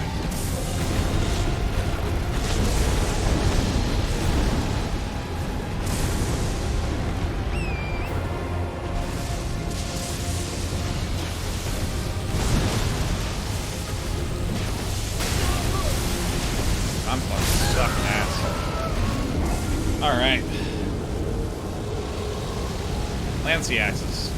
A sweet, new, fresh, rad dragon. This is good. We'll be spawning in a different location, so we can go elsewhere. So let's see. That was here. So I'm gonna follow along this way. Great.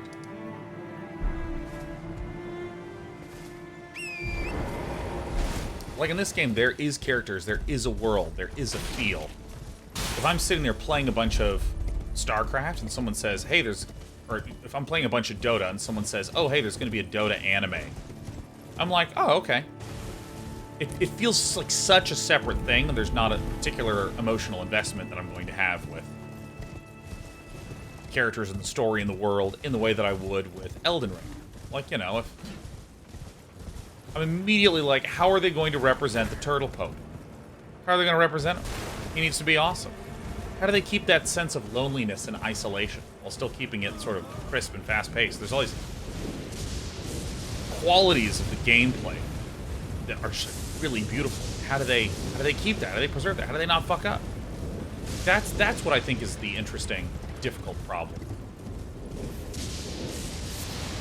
If there were to be some Elden Ring TV show or some Dark Souls, Sekiro, Bloodborne TV show. Frankly, I want a Bloodborne TV show. I love me that cosmic horror, man.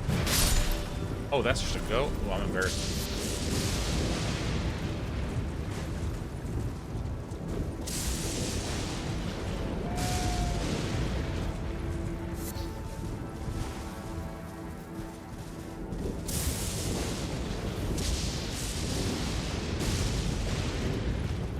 Grow Blitzes, I started watching Severance thanks to your raving, and now I'm feeling like my own office. And I'm feeling my own office. It's meaningless busy work. Thanks a lot. Yeah, I got you covered, baby. I got you covered. This is probably going to be a church. Bonfire, perhaps?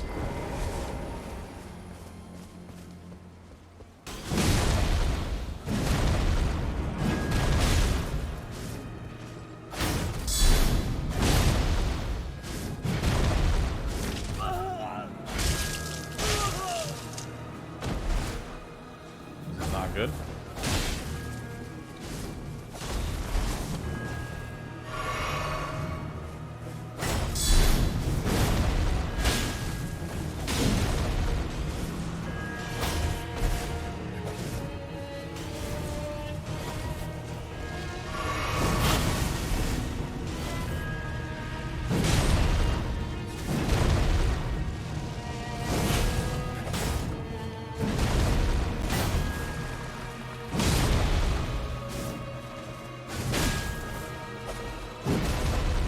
I gotta not do that attack.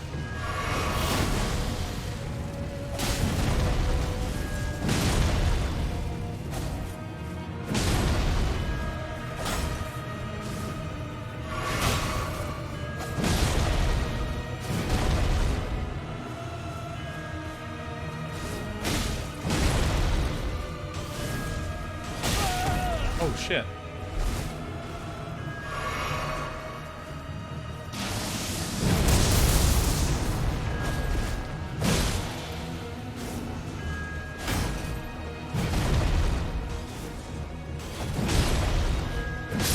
Jesus.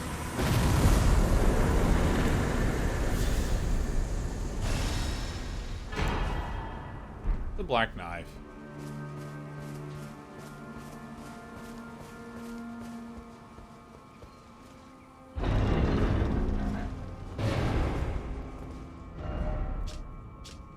What? No. No. Are we serious?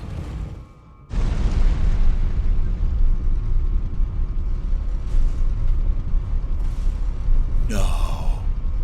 No.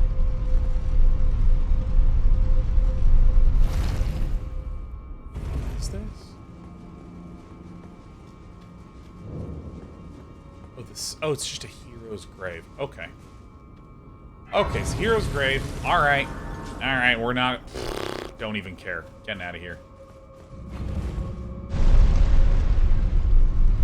Yeah, these I love being a chunky boy now, man. I still think I like my Keen Cross Naginata from a how do I win perspective.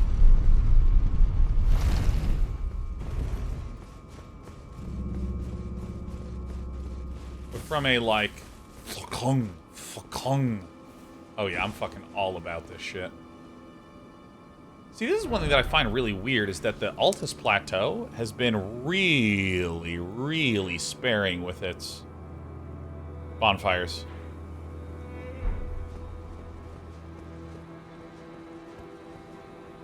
I don't know if I'm missing a bunch. But I was surprised, for instance, that this entire area was just a single bonfire. And up here I didn't find any. I mean, there's probably one right around here somewhere then, but... I mean, if I look at, like, dude, just Liurnia. I mean, it's just, they're just covering everything.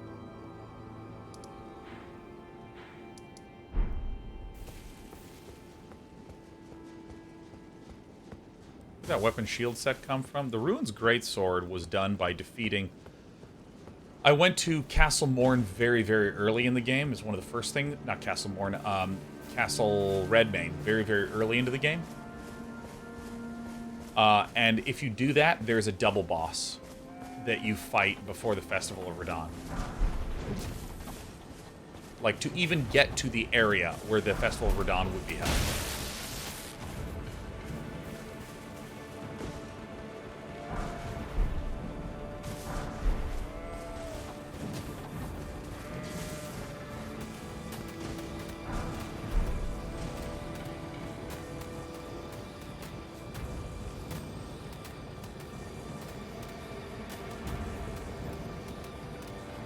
See, like, I just don't see one out here.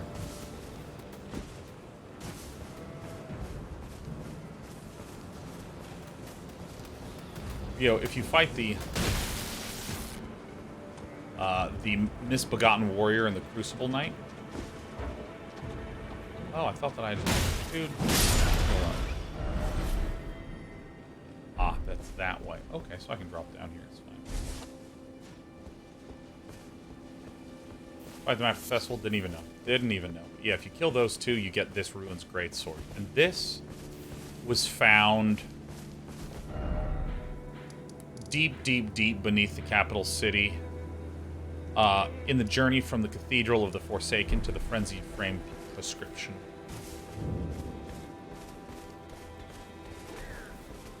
Where are all?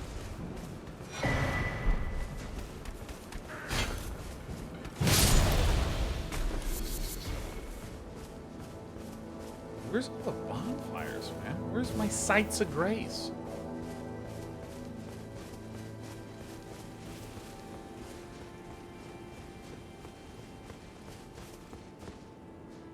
I mean, I'm pretty good at looking for these things.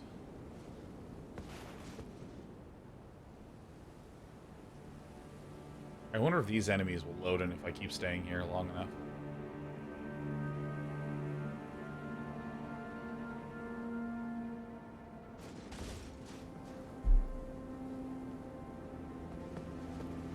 We figure out that big meat door under the city. I assume that I need to get one of the flames from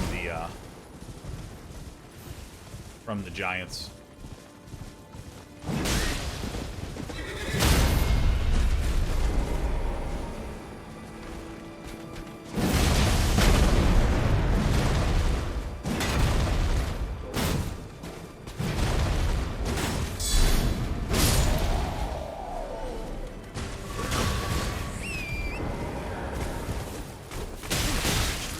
Jesus, guy.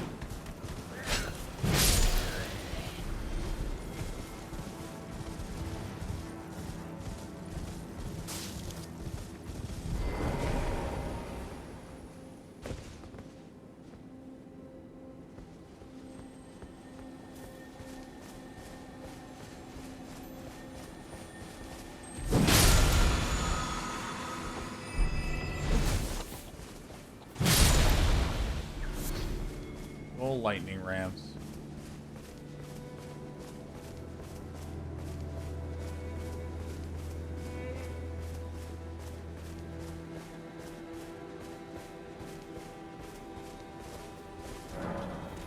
Routing of the ancient dragons. Godwin the Golden fought to the last, running the friendship of dread Fortisax.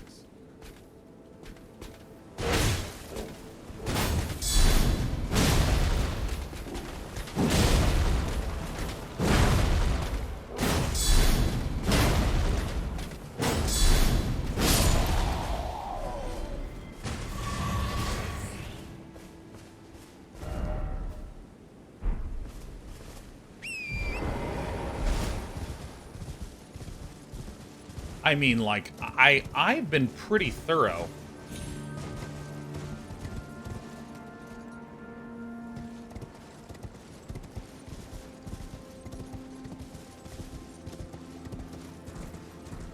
I lost runes up there.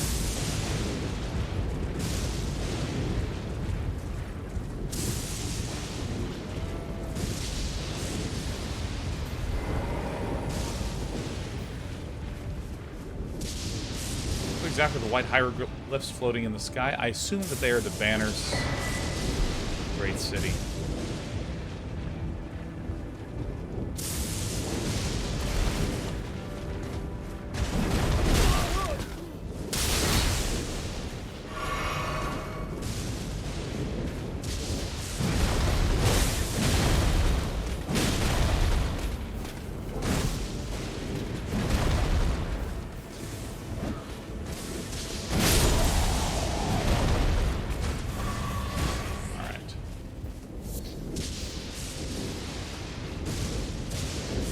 Okay, so I actually have a legit question. I have a legit question. This is not a rhetorical one, and I don't want to know where. But have I seriously been missing a ton of bonfires?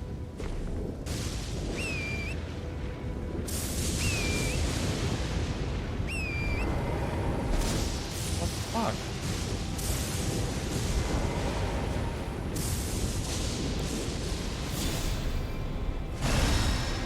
God. You? Jesus.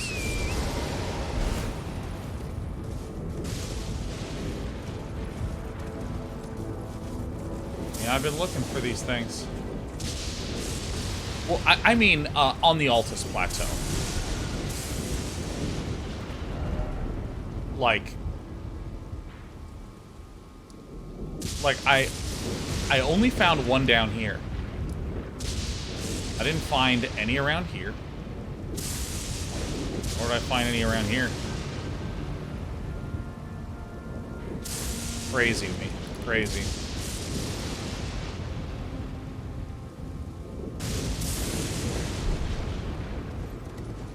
Damn.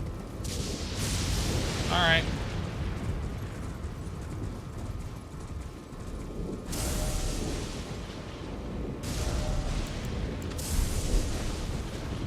So, do we see any Stake of America around here?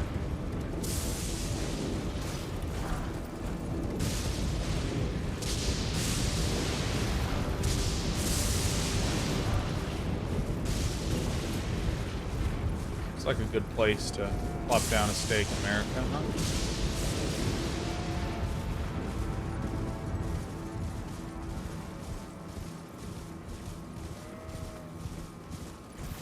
Alright, whatever. Let's try to fight this dragon. Then I want to do this hero's grave. Vulgar bloom. Vulgar bloom.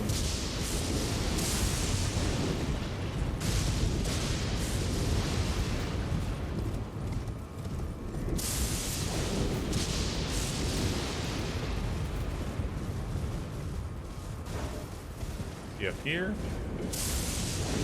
Where's this guy?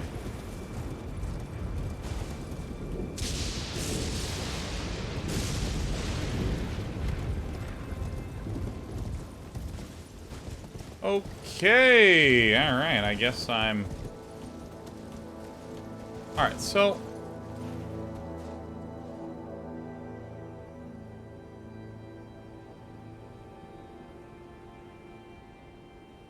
Do we see any bonfires that I missed? Fucking torrent. Oh my god.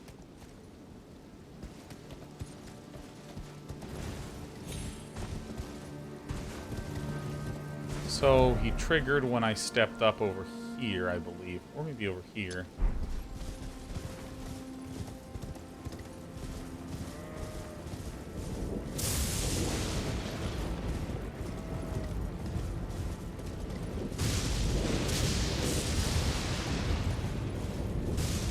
Does it need to be a certain time of day? I mean, we'll just come back later, then I want to go to that hero's grave, man. Here.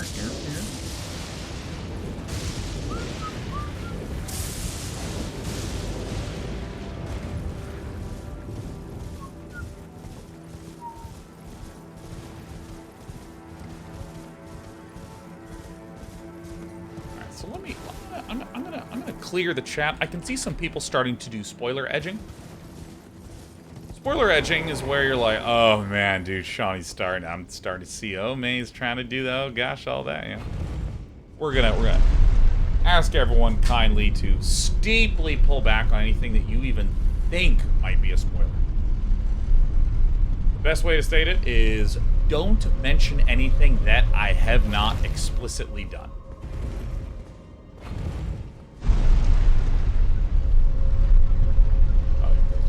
Okay.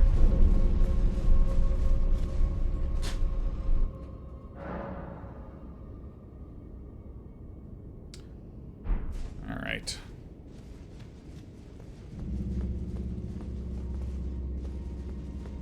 All right, here we go. Use a stone sword key. Oh.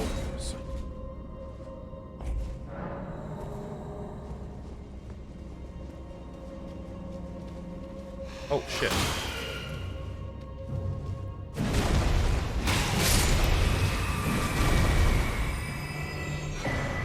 Crimson Seed Talisman.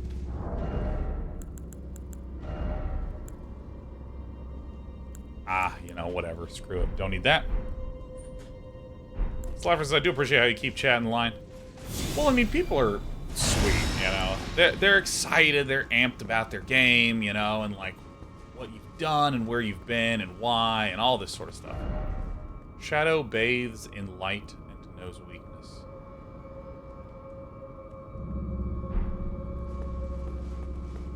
The fuck does that mean?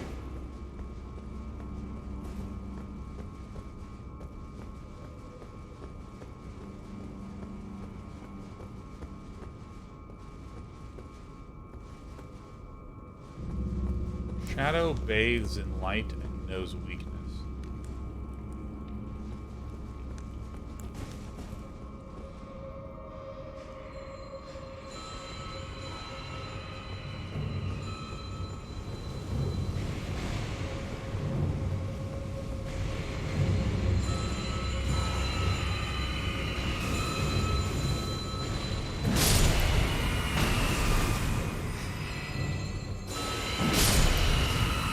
Says, can I ask you to read a certain tooltip in the UI in case you missed it?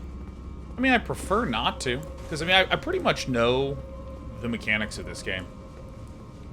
Pretty much know what's going on.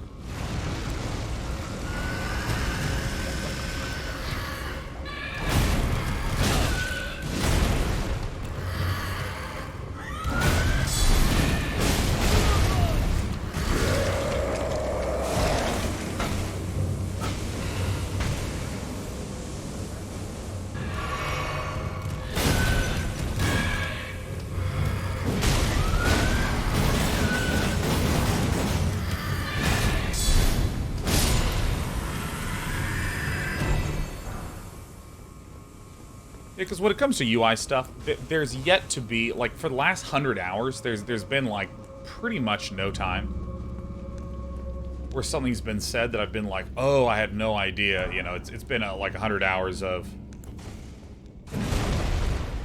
So in that regard, just hit me with it. Hit me with it. Hit me with it! Yeah, we spent a lot on the shield.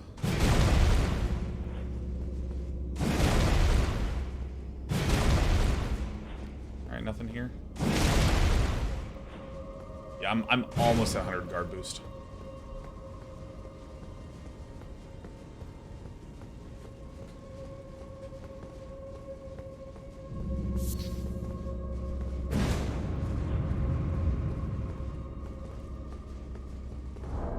Let's see here.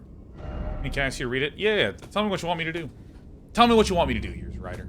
We're ready. So let's see. I think we actually have enough smithing stone 6s for fingerprint stone shield. This is plus 17. Plus 17. And we can go to... So we can do plus 18 and we can go plus 19. Nice. When did you last read all the campfire actions? I mean, we'll just take a look at the campfire actions next time we're there.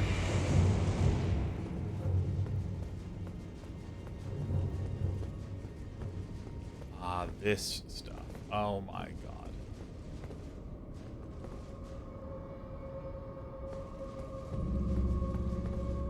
Got it.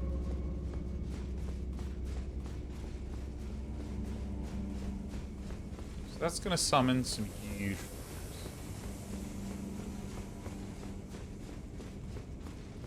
Where we walked in from, right?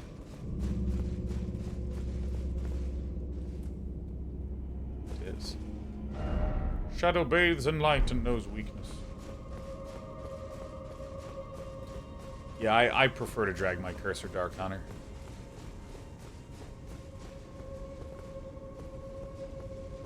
Summon away.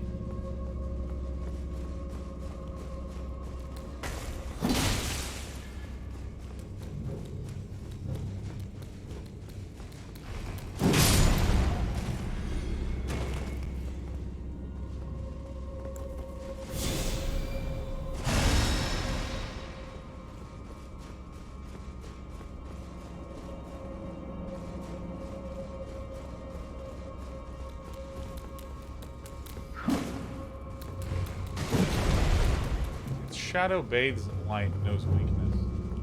Maybe I can't hit this guy? Yeah. Got it. Throne chair says 88, feeling great. Gotcha. And it says Elden Ring. It's going to be my first Souls game. Do you recommend controller or mouse and keyboard? 1000%. You will just have a bad time if you don't have a controller.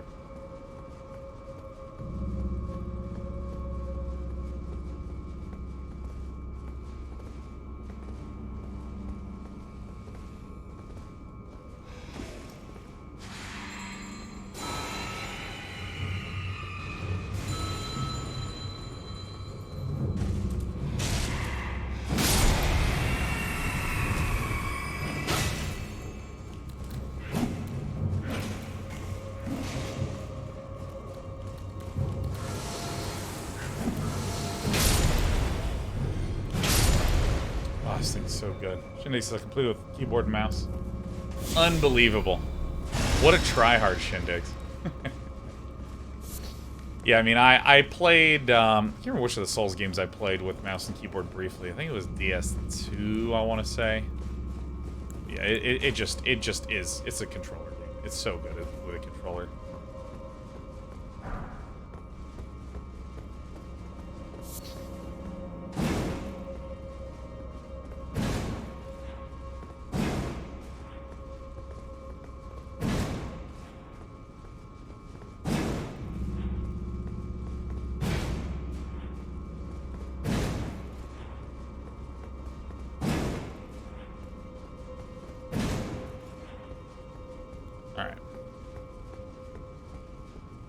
I assume that there's nothing more here.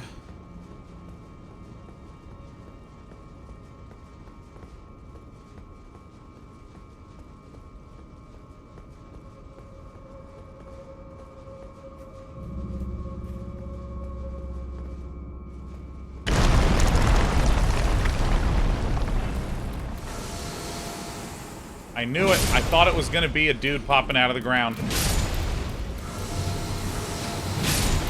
This sword is so fucking good, man. I love this sword. Forked greatsword.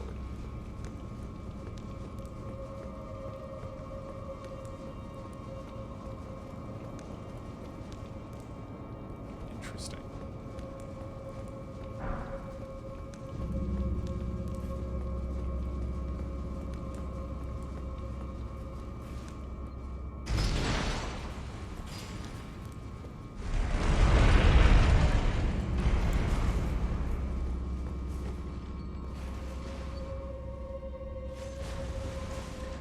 DS3 off stream. All my Dark Souls playthroughs have almost all been on stream affairs.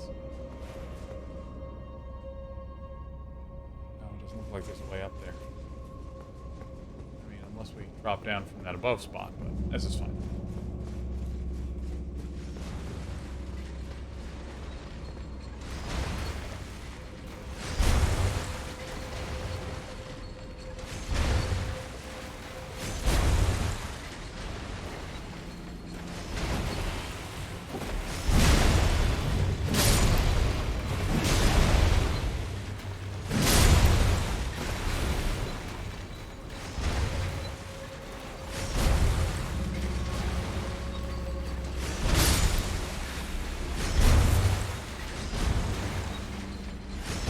Go up there. No, let's just keep exploring this place.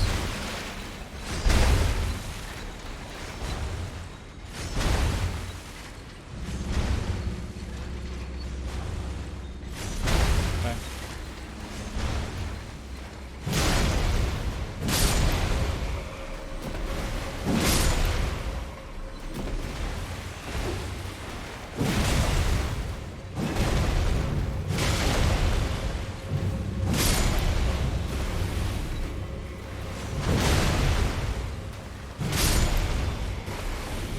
Dude, just the weight and the heave of the sword is so awesome.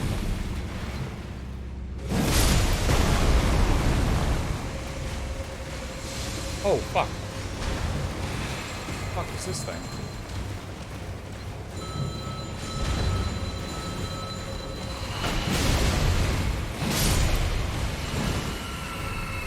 I mean, that thing scared the crap out of me, man.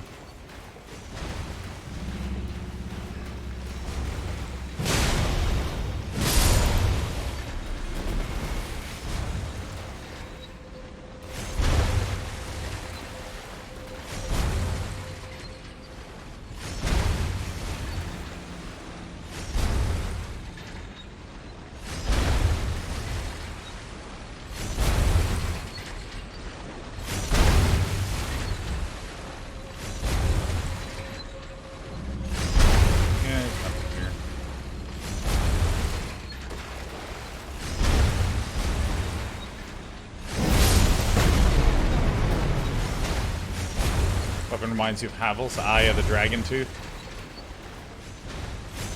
Here is contraption door. Whoa.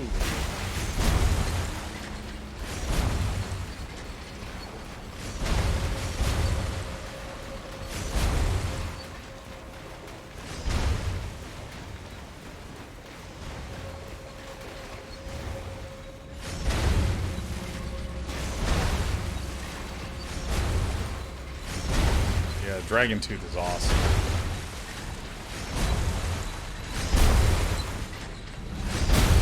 Ah, fuck.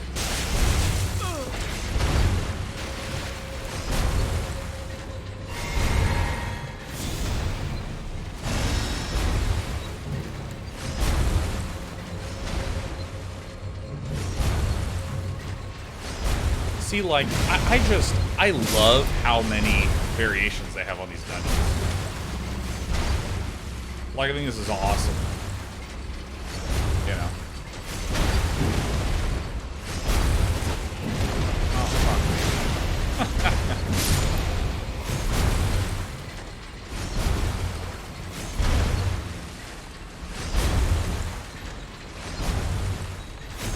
Trying to level mind ever? Never. Literally never. I'm never leveling. I'm already too smart.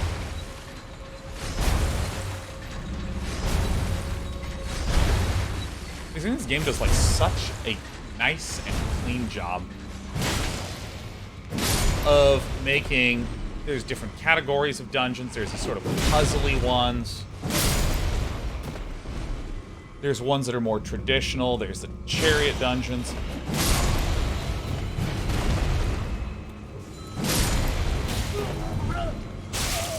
You know.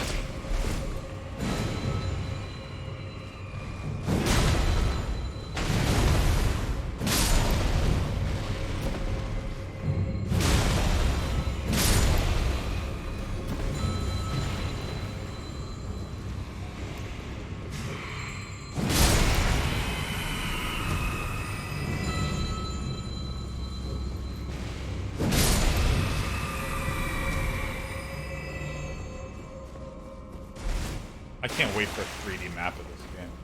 Although, I suspect they're actually doing a bunch of funny stuff with the map. You know, like... I think that they make certain things stick up higher. Like, if you're in Limgrave, you can see Garangs. You can, like, see objects. And I bet you that they have those moments where they sort of, like... slide it back down to a more reasonable shield. Dragon Crest Shield.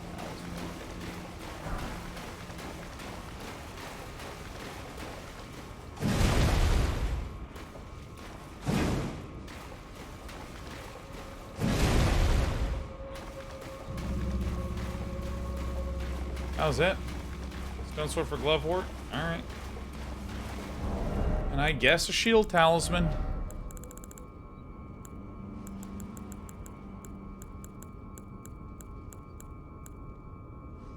Oh, this is just physical damage negation, huh? How much physical damage negation? Oh, that's actually pretty good, because if I equip this and I unequip this, I have like, I first block 145 physical damage, and then I block 42% of the rest of the physical damage. I'm gonna keep the Soar Seal on, but I mean that's actually pretty sick.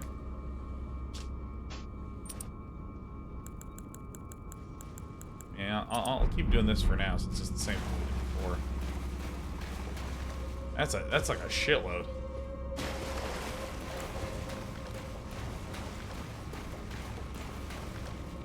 I love damage reduction. I love being tanky. Tanky man.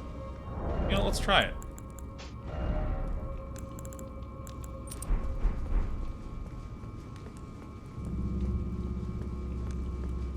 Shark says I had no idea how status resistances work. Yeah.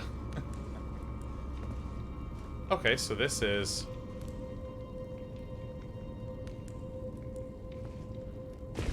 So we're gonna scout around like this.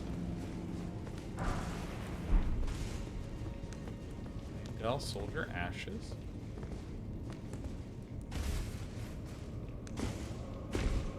Okay. So we moved up and got the cool thing.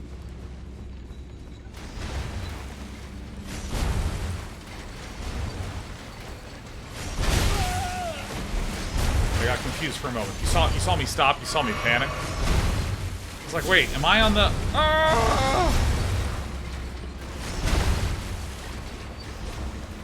Oh my god.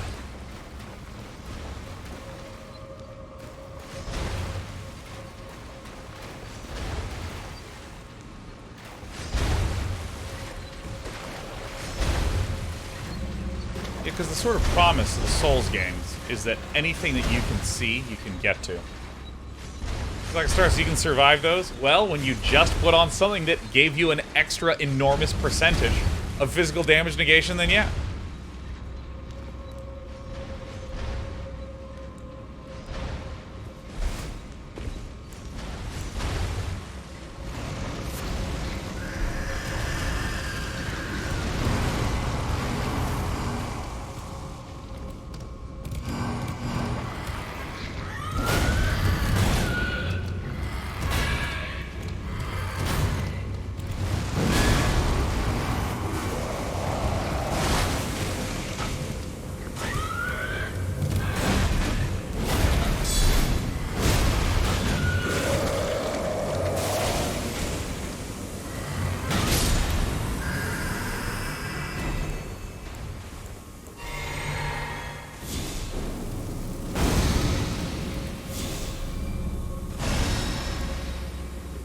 We are fucking ripped.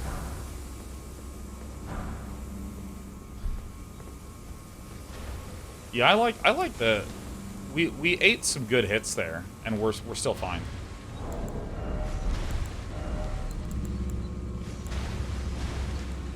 Because I guess I had to cheese it to beat this dungeon. Yeah, I mean, he seems ridiculously aggressive, and has a small number of vulnerability windows. So he's kind of one of those like. Run away from forever, run away from forever, run away from forever. Hit once, run away, run away, run away. It's actually kind of incredible when you pick bosses and you just start to not fight them.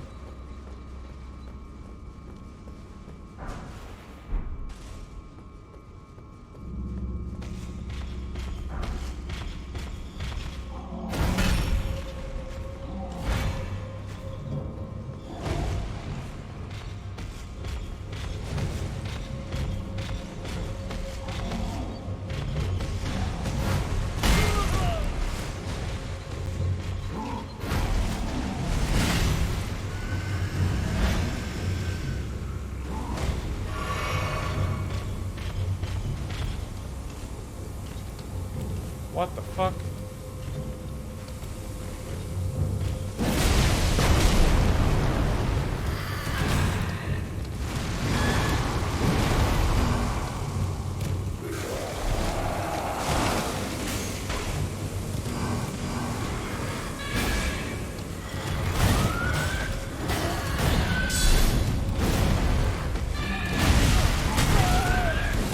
Alright, I almost happened.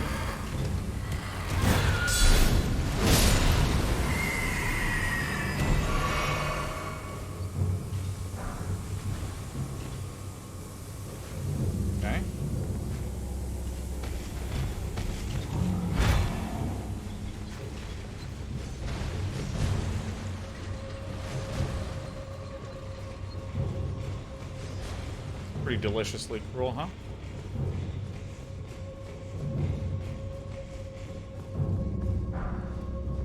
Oh, wait, what?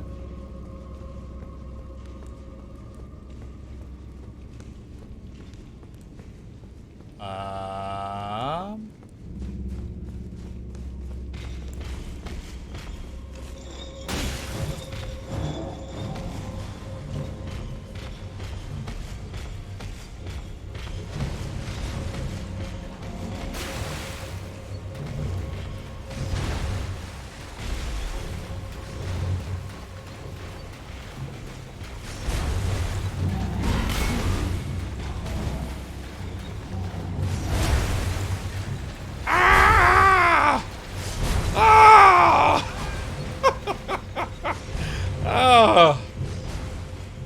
Jesus.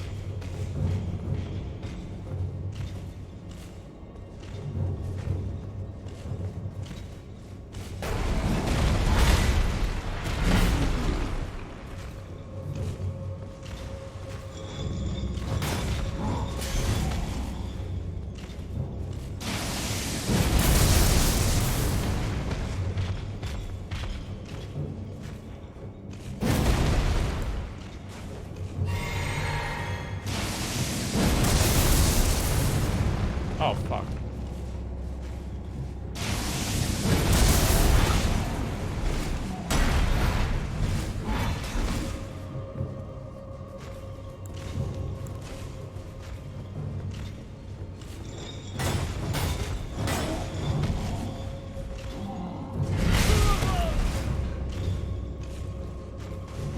Where are you backing away to, dude? Fuck you.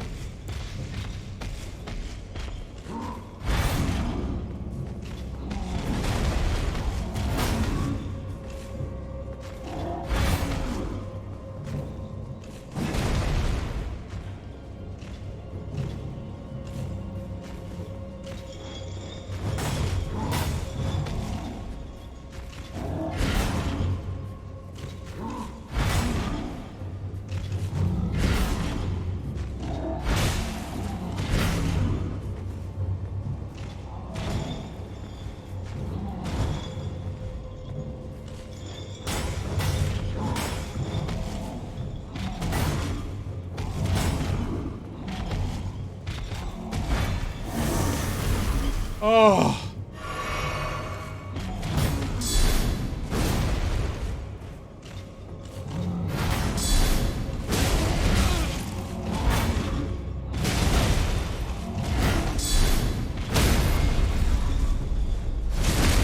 Oh my God.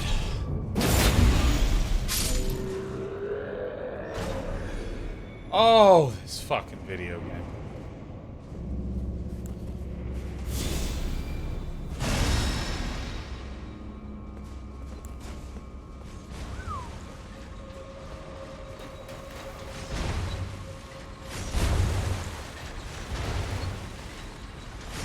Dude, that was so hard. Oh my God, that was so hard.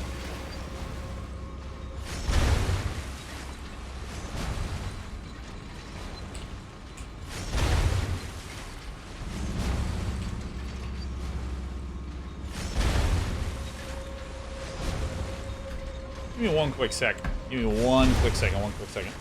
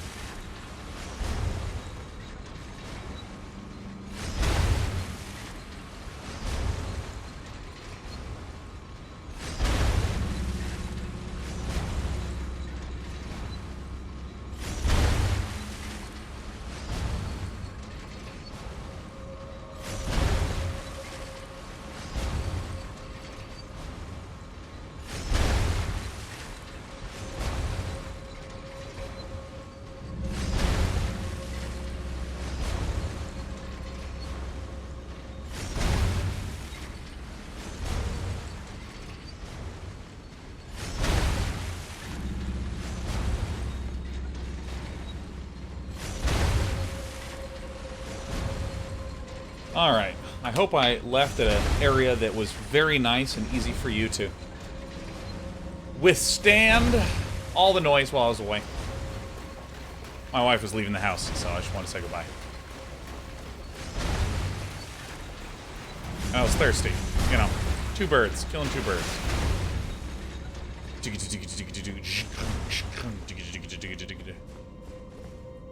Hello, my friend.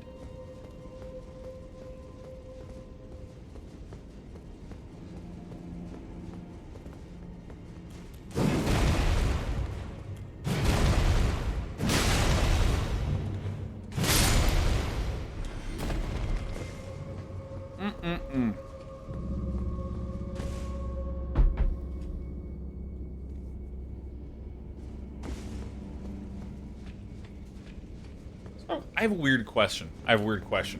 With those of you who've been with your significant others for a while... Oh, this guy? This is from the jail. The Ever jail that's at the Weeping Peninsula.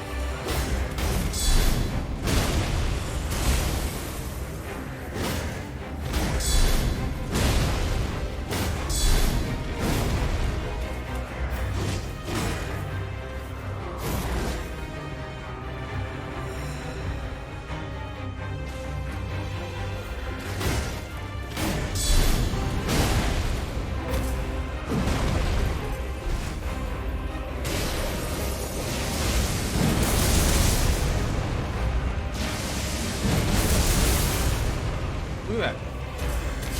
Cool, easy breezy 1K.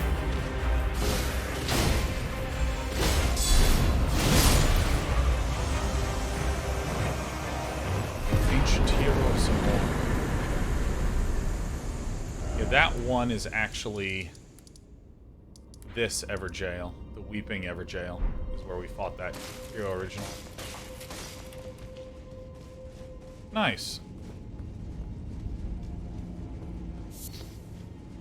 One-shot plot, man. This build is kind of awesome. Isn't it just, like, so fun to be thick and tanky? Isn't it just so fun? It's so good. I love this. The Dark Gladiator put up a bigger fight, yeah. The Blackened Gladiator.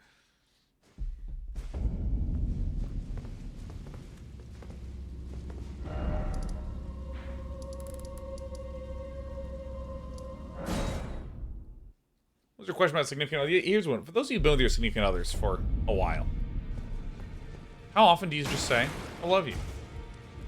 Because I do it like 100 times a day. Like, very literally, constantly. Well, I took you from no matter to lay out your arms then.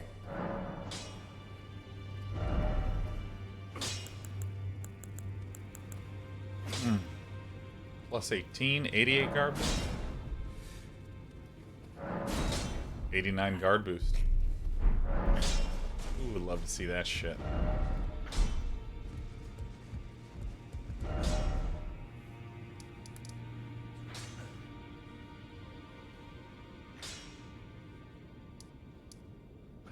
Fuck.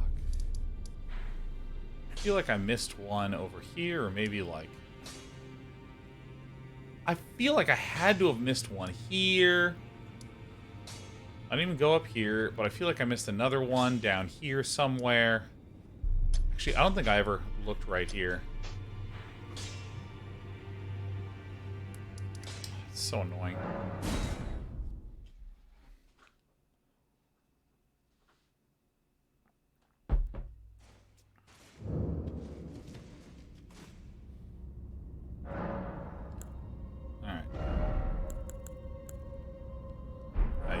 So there's the comment of flasks, memorize spell, makes wondrous physic, sort chests. I don't even think I have anything except excess runoff in my chest. But either way, great runes, ashes of war, altar garments, talk to Melina. I mean, this is exactly as we thought before. Yeah, I don't think there's anything notable. Of the kin, I shall see to that. All I ask of you is to make the journey to the snowy mountain tops of the giants. Yeah, I mean, this is... I know. I'm asking you to commit a cardinal sin, but it must be done, and that, what is... Right. Yeah, I mean, this was a question asked a while back, but Sean, I think you forgot something in the interface. What? 41? Sure. Cindy, this is 3 times a week, probably, been together. Been together almost 8 years. So I just use my actions more instead of saying it. Yeah, and I'm sort of interested by that because, like, endurance always. I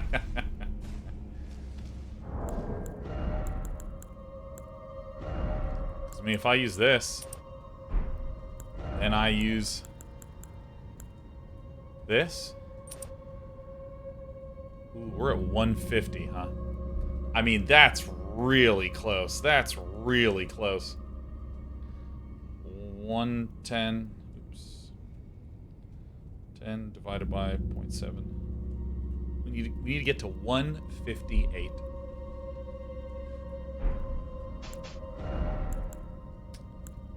I could actually do without the Blessed Dew Talisman. I think I could actually do without it.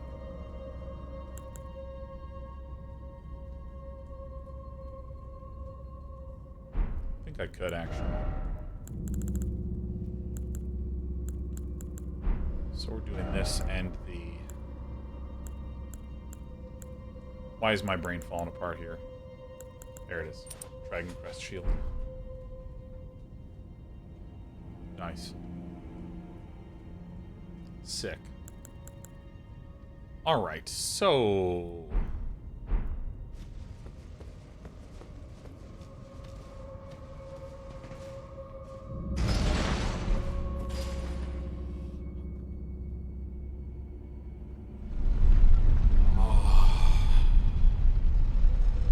Sharkon says, why not just reduce your equipment load? I mean, that's an option, but I like being able to switch like this. I regularly do this in fights. I love it. Tableman says, how do you feel about this game's UI? Do you feel it can be obtuse? I think there's a lot of ways to improve this game's UI. Like, just a shitload. There's a shitload of ways to improve it. Doesn't change the fact that this game is perfect 10. Perfect 10. And I'll use the same sort of quotes and references that I was using earlier that, an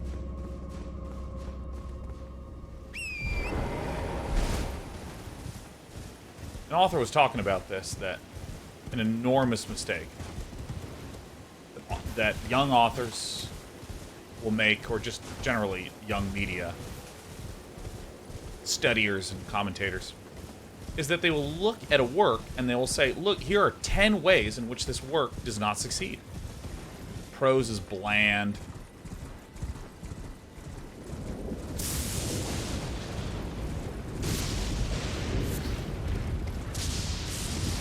What the fuck is this dragon? Some condition I must not be meeting. Alright, I met the conditions. I'll say, here's a bunch of things. Here are like 10 things that this book does wrong. And what the author said is that, like, it's not about what ways in which this work does something wrong. Oh, Jesus Christ.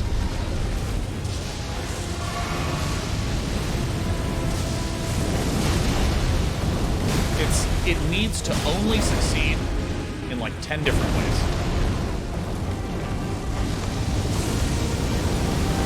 And if it succeeds in 10 different ways, it's fine. You're good.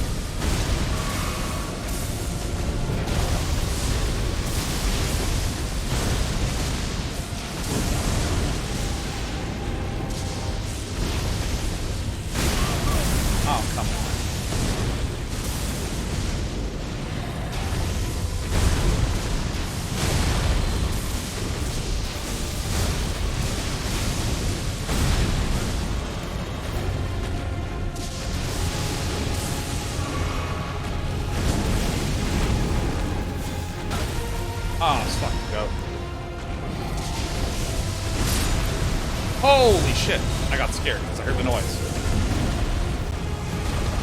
Oh, this fucking game.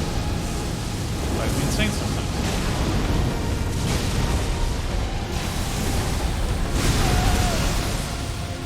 Ankle beater.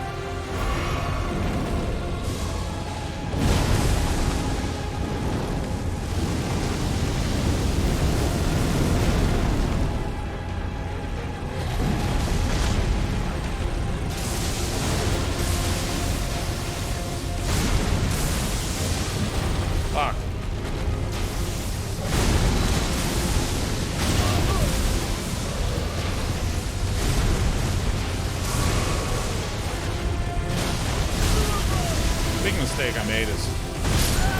Yeah. I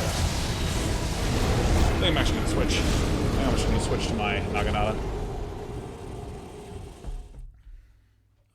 I really wish I could find just the damn bonfires in this area. It would make it, like, so much easier. Jesus.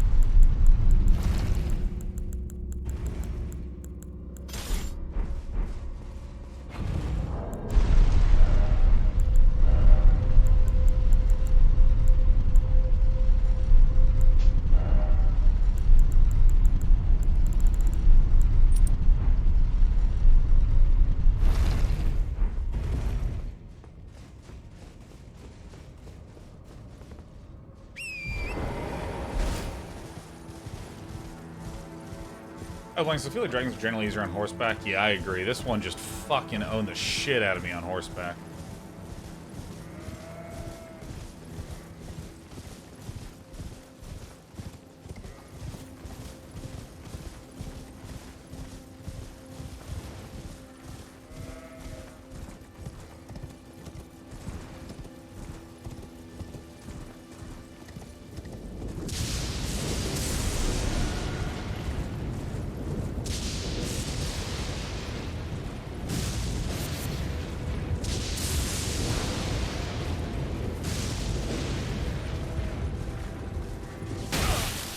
Fuck.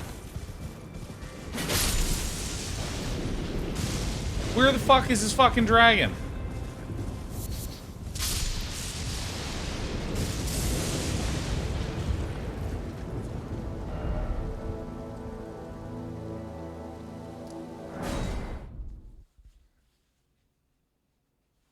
I have no idea what's going on here, man. But I do know that I am...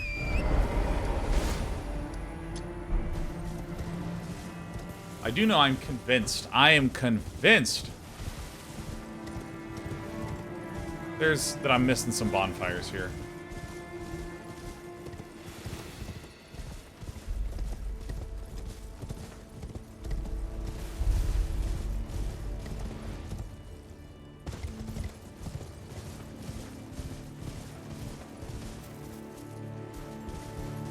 I think one of the things that's tricky is that this entire area is gold.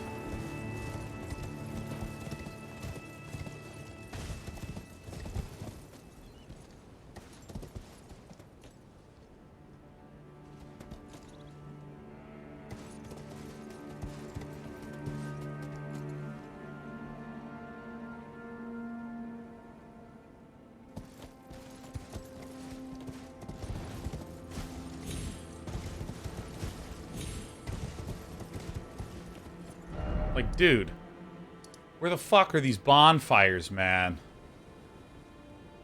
Fuck are these bonfires, man? God, so annoying. Synthetic says, in terms of world building, how does this game rank up to other open world games to you?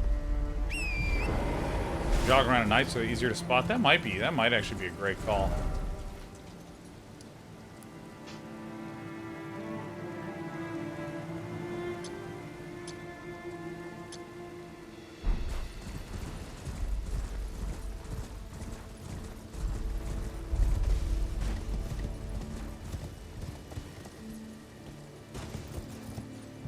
Can't talk if you're on a horse. It's physically impossible.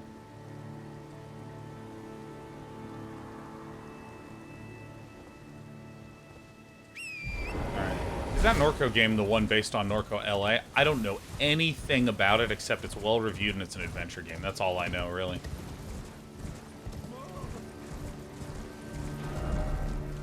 Oh, wait, whoa.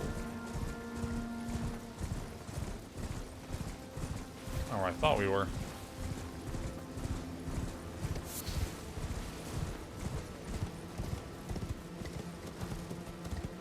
By the way, I know I'm going, oh gosh, I'm so frustrated. Where are these bonfires? I don't want you to just up and tell me where a bonfire is. I'm not interested in that. Wait, what the fuck?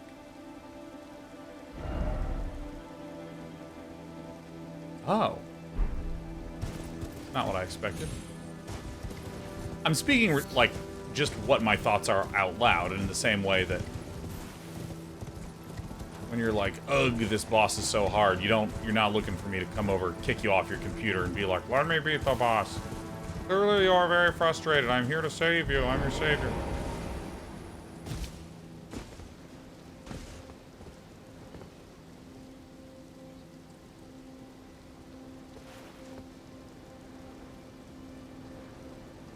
Hey. Nice.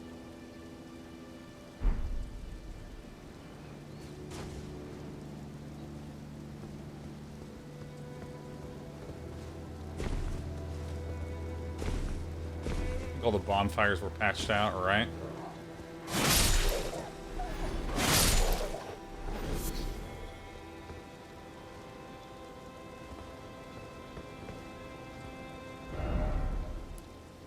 Brilliant. Brilliant.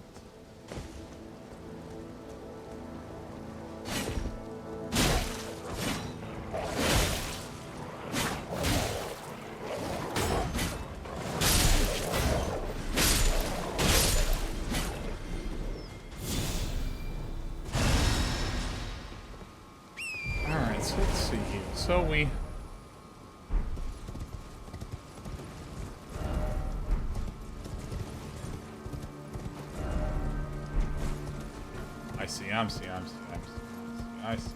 I see. What is going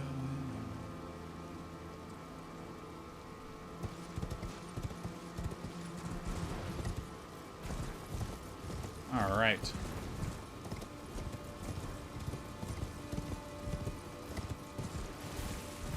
Nice hat. Hey, thank you. It's my whole ass head, baby.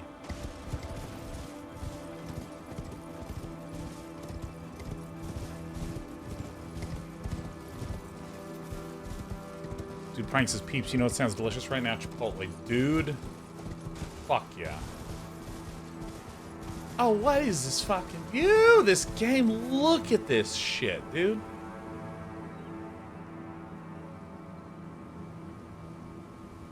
Holy shit.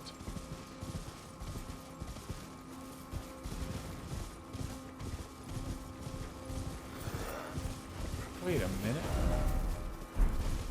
And to actually get through from there. Aha. Okay. Wild Rage says, another streamer I watched described this game as going from one fantasy painting to another. Yeah, that about hits it, huh?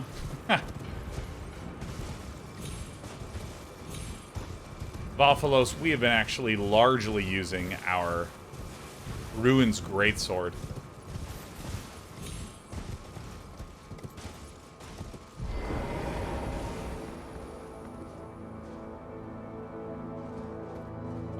Well, yep, there we go.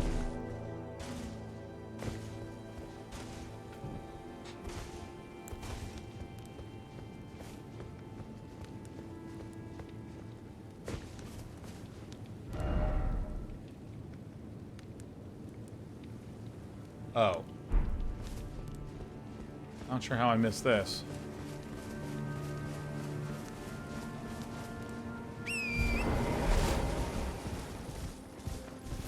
Huh. Alright.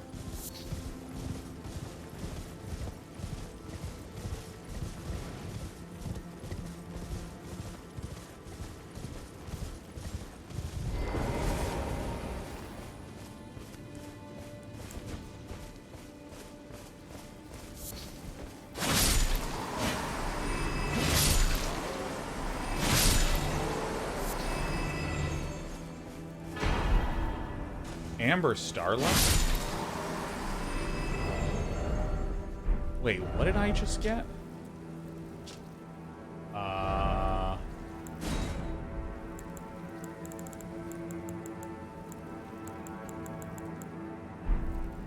What?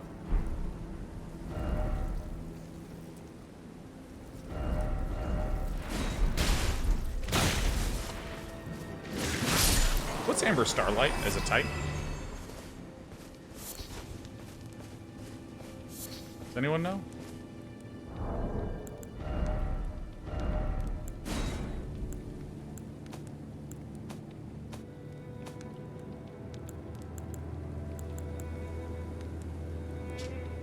Ephemeral silver. A sliver that gives off pale amber glow. Stars command our fates, then amber-hued stars must command the fates of the gods. Such is the belief that inspired the use of these shards to prepare most special draft.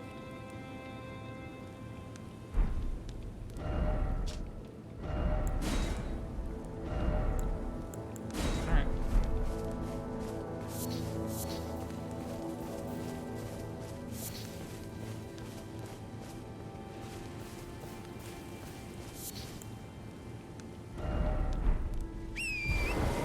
Quite a dramatic component to have in there. Hey, Desperino. So it's about to be 7. Let's play a little longer. Let's stream for a little bit more, baby.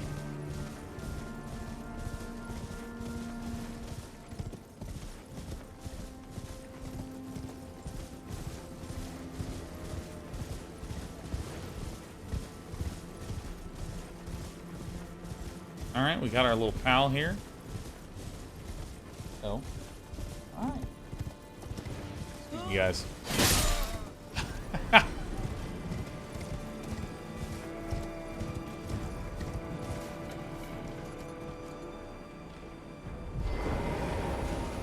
What up, dude? Ah, how delightful to meet a familiar face, even after departing the Round Table hold. I've been doing some learning of my own since then, actually, and will happily pass it along to you.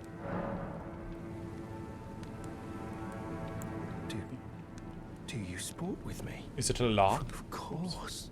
Bless the golden orb, and to you too. Okay.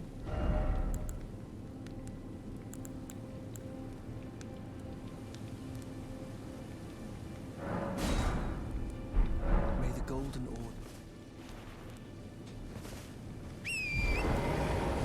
Great.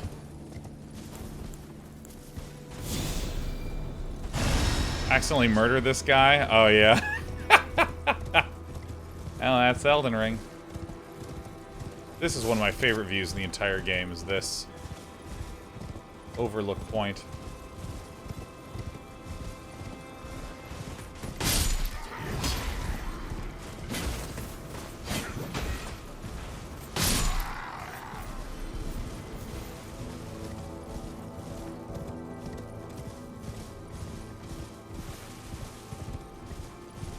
Dana's good at finding NPCs. Well, I mean, I am trying.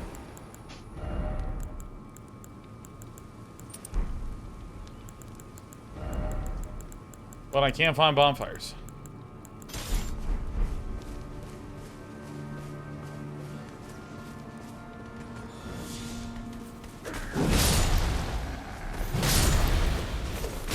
Fingers, fingers, let's go.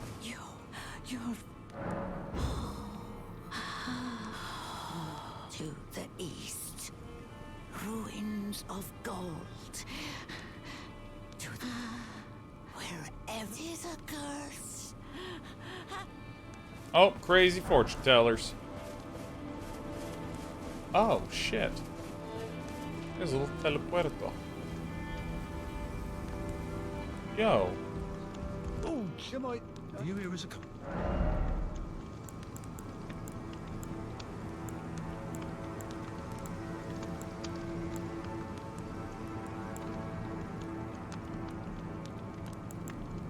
Interesting. Nothing that's it. Desper. Hello. Oh, we're happy, huh? That's how you know this cat is a safe, happy cat, man.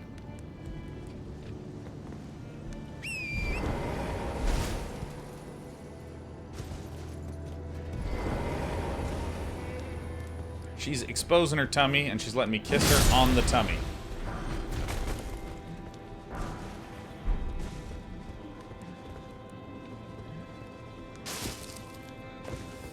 Jesus, it almost launched me, man.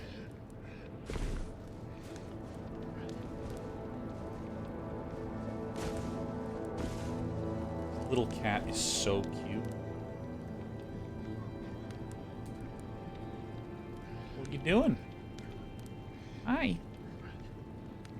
See the little tummy rubs?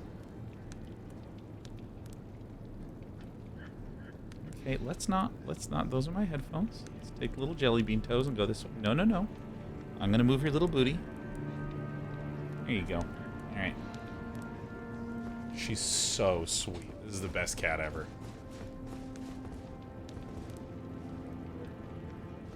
Okay, good.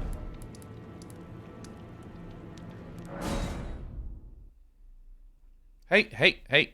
Nope.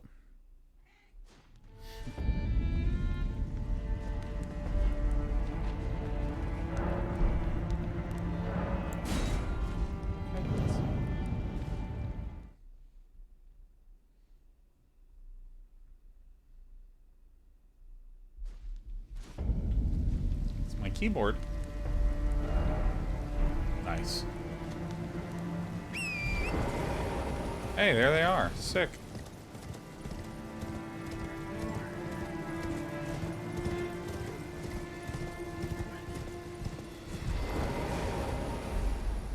Ah, thanks to you, I had taken my place by his side.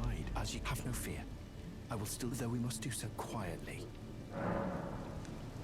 The Master is always deep in contemplation, while I frantically attempt to record his wisdom, the movement of his finger. And though I am yet to comprehend even the daintiest morsel of his wisdom, I know that this is my life's calling. The Golden Order has bestowed me, talentless as I am, the great duty of documentarian. This happy cat. May the Golden Order shine through you. Look at this little turd. She's so cute. Oh. Oh. Yeah, alright. Nice. Oh, yeah. He's blind. How does record a finger moving? Via peeking. Hey, Despy.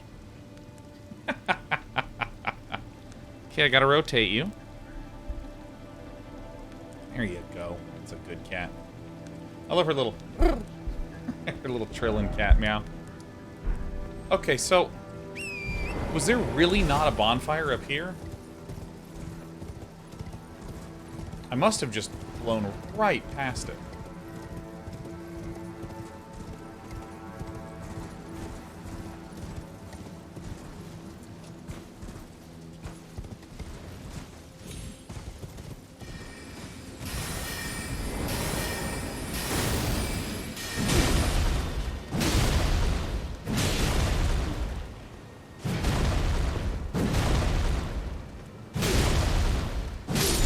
Alright, beautiful.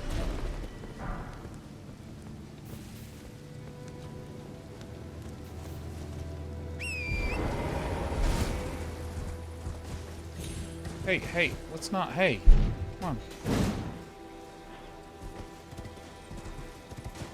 Stop that, stop it. No, no, no. Stop it, no, oh my god.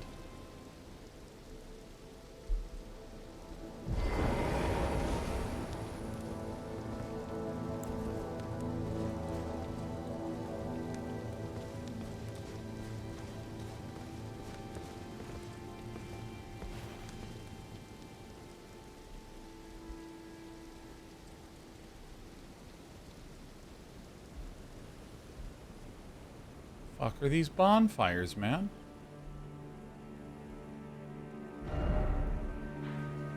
Jesus. Alright, well.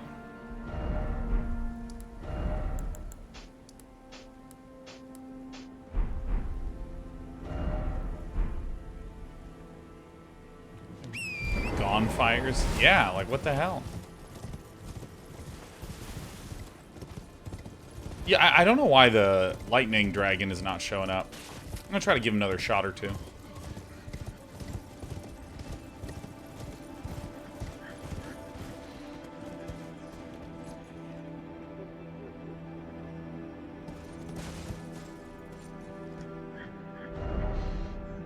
I see how we get there.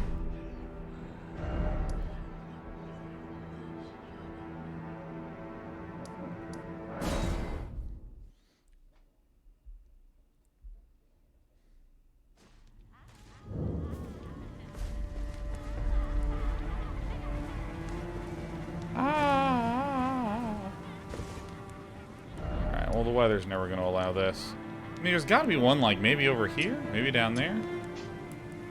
That's what I'm going to do. Can you get a new horse in this? You know? If you could upgrade your horse in this game, I don't think it would be an Elden Ring. It might be like a Rockstar game. Pimp out your horse. Get new sweet steeds.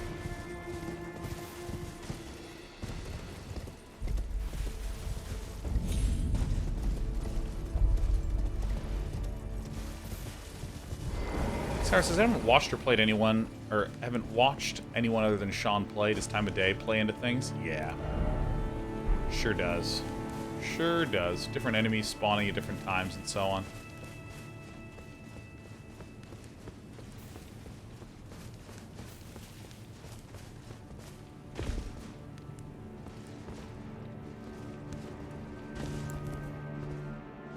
Okay, it's super clear.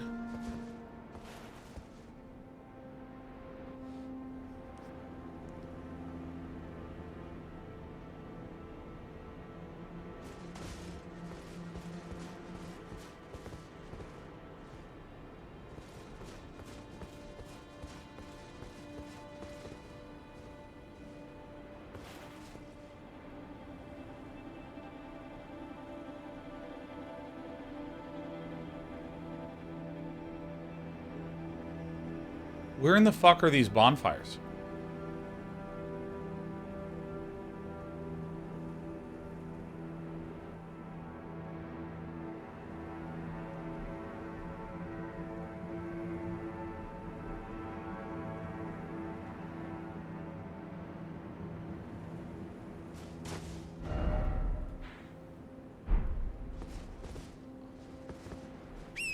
I'm literally at such a loss. Where did they go? They're gone.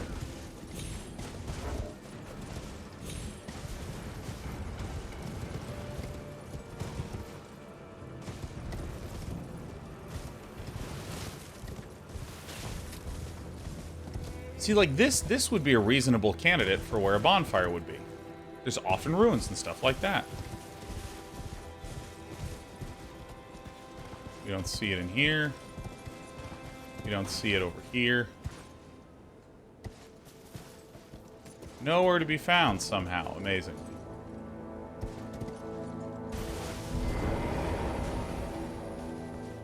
Wait, I actually didn't even get to this side. Oh, fuck.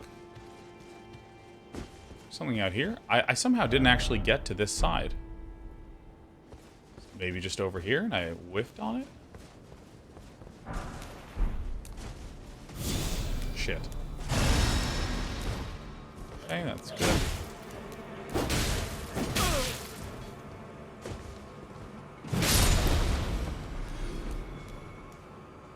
Oh, it's a squirrel.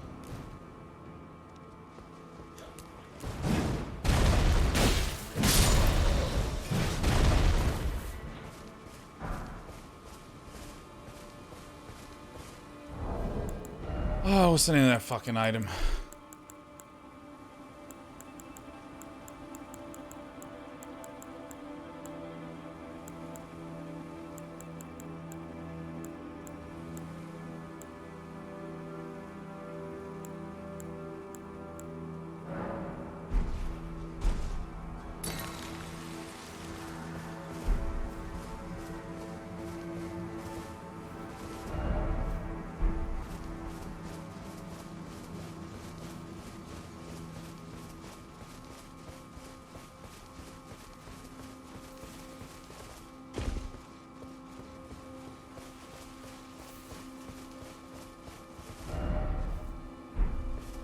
I did miss one here.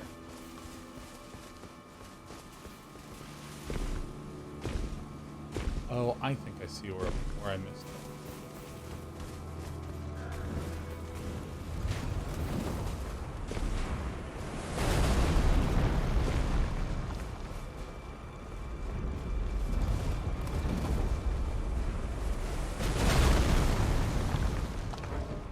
What the fuck?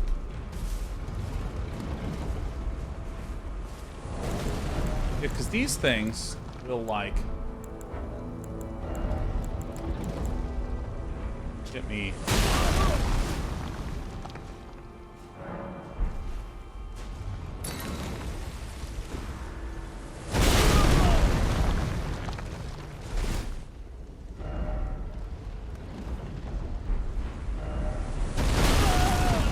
Alright, I gotta get the fuck out of here.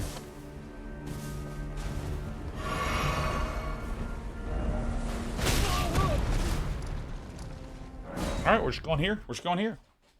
This point you discovered Graces. I'm pretty sure it points to the nearest site of Grace, I think. I'm not 100%. But I'm desperate. Alright.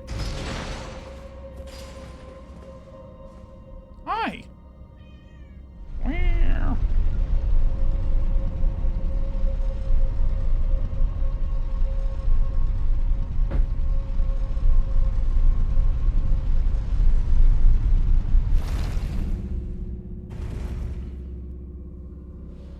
Yeah, I mean...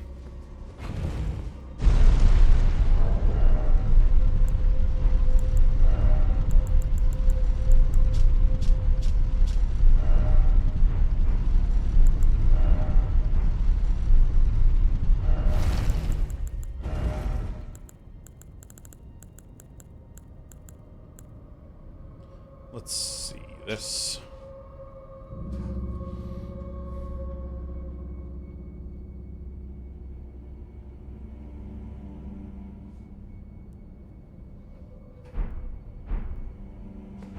Yeah, see, this is, like, my understanding of this item is that you have these sites of grace that will...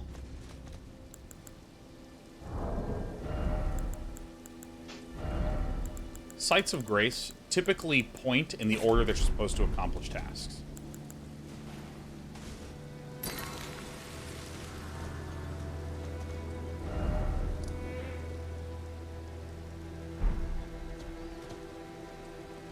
This just points to a nearby site of grace.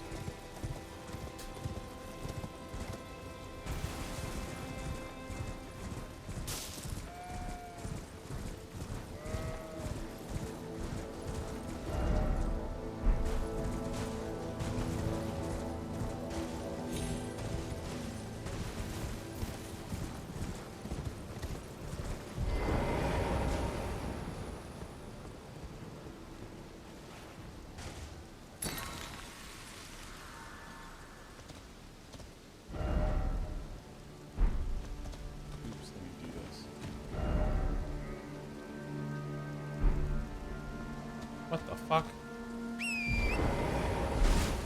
How is this fucking possible? Shouldn't be possible.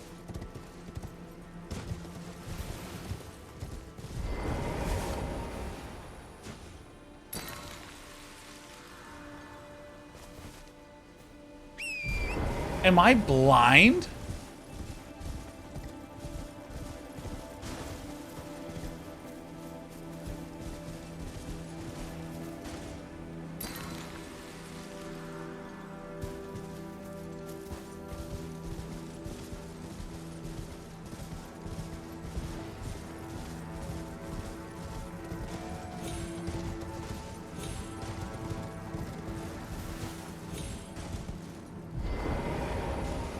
What the fuck?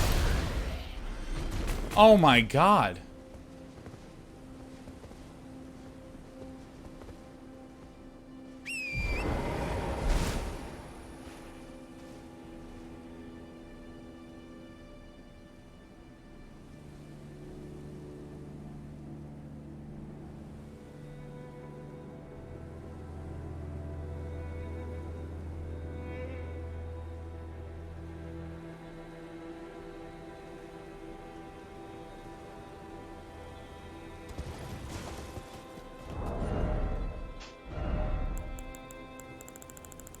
I don't understand the game.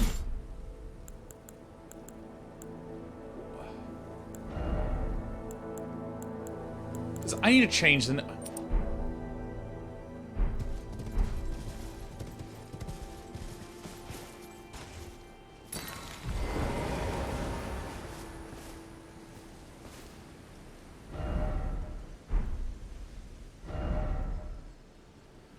Is it really pointing me to the fucking perfumer's grotto? Fuck. Oh my god.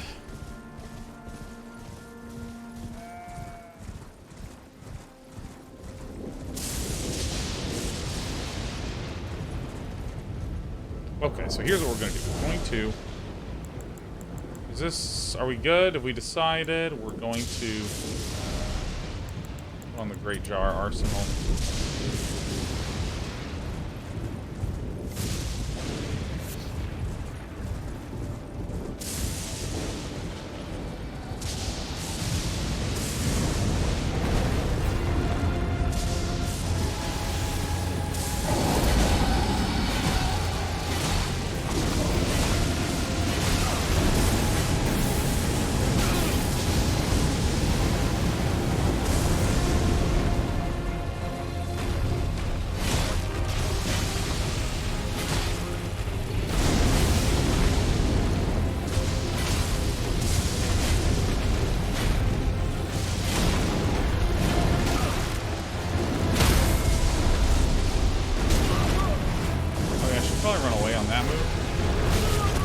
Get up, you asshole.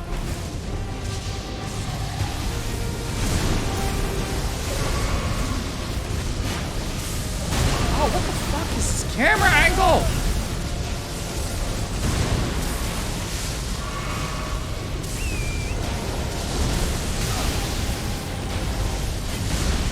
Oh my god.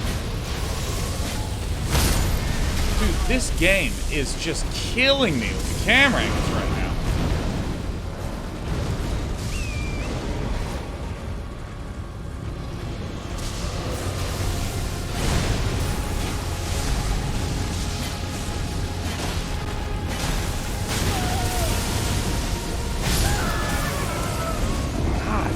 So frustrating.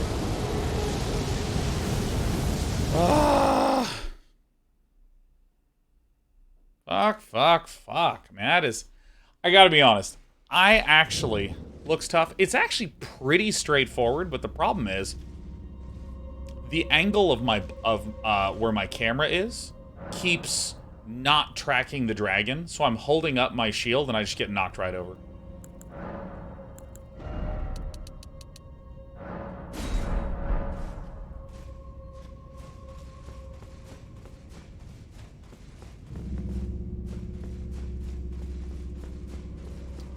Yeah, I mean, like, this is one of the limitations that happens regularly in all the Souls games. Let's see here.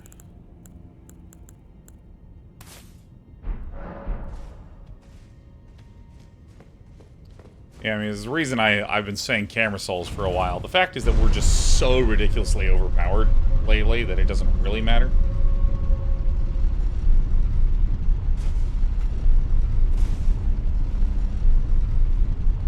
Well, the good news is that we basically did everything that we wanted to do in the Altus Plateau today. I'm actually really, really pleased.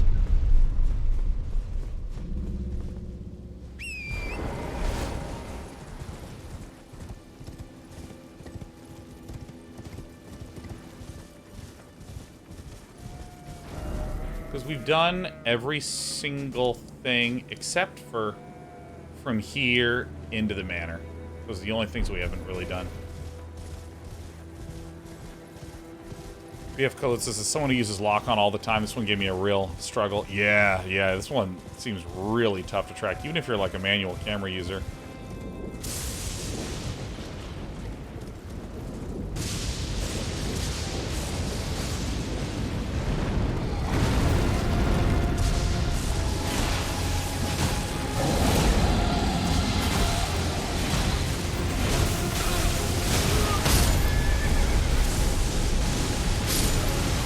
Holy fuck, man. Jesus. Oh, I forgot to pick up my souls. That's fine.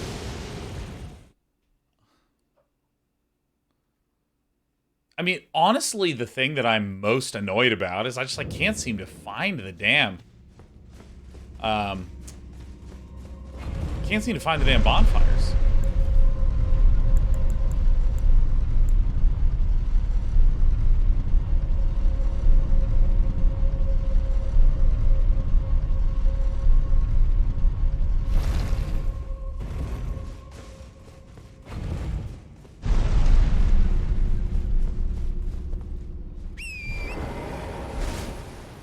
Alright.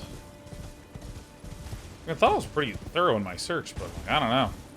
I do not know. The good news is that this is just a beautiful walk.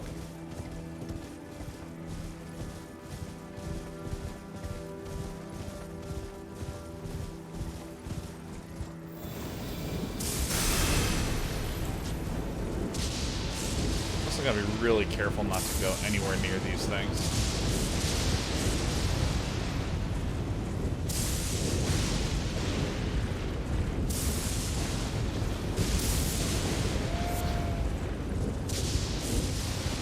Alright, he's not coming.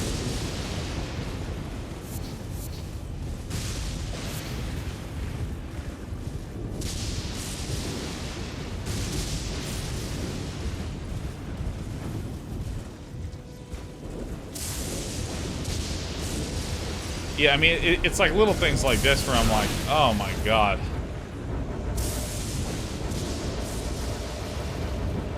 Guess I gotta go back?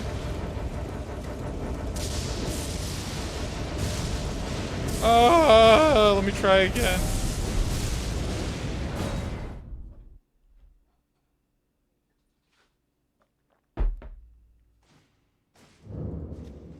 It's funny, because this actually feels a lot more like Demon Souls. Like going through the Valley of Defilement.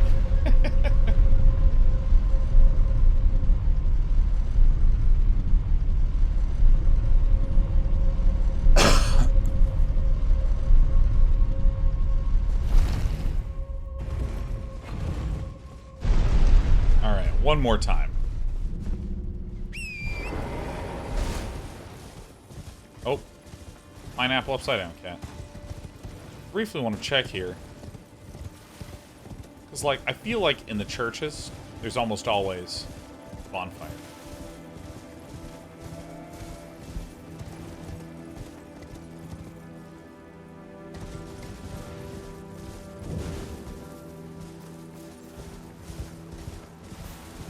Collar Church. I don't see any twisting, blazing side of grace lines here. I don't see them. I don't see that shit at... Nope, that's just regular old luster. Boo! Boo! Boo! Alright. Alright, here we go. One time. One time. We need to kill the dragon one time. That's it, one time.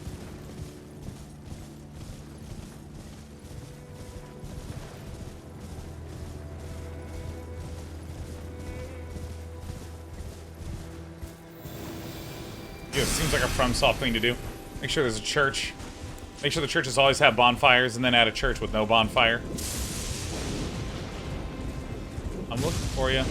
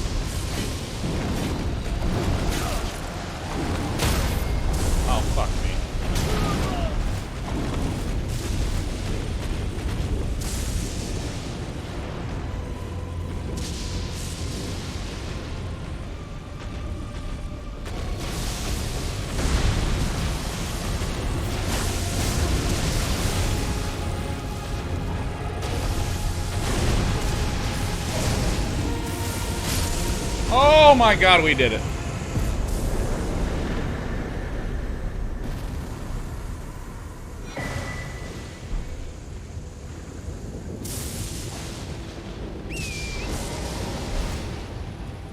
Oh.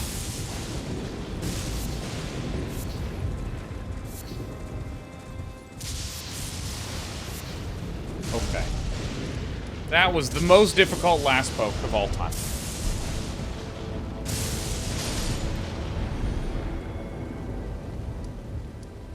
So you know what? We haven't done this valley yet, but I'm gonna go this way. I mean, like, I actually think that that fight could have been really cool. Like, obviously, my power is over-leveled. So as to, like, make these kind of spikes way, way, way more powerful when I actually do land the hits. But, I mean, outside of that, it was purely just, like, camera pain. Oh, wait, no, we're gonna equip this one. You know, I'm actually going to try to do this. I'm trying to go Tanker Lord.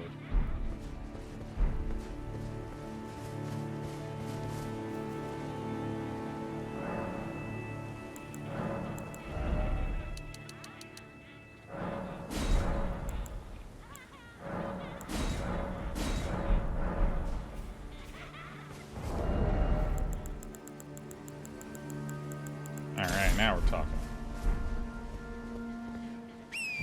So now we're just going to go straight down here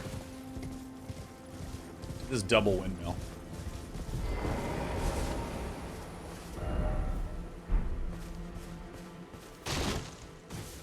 Alright. Alright, this is the game. This is the cat.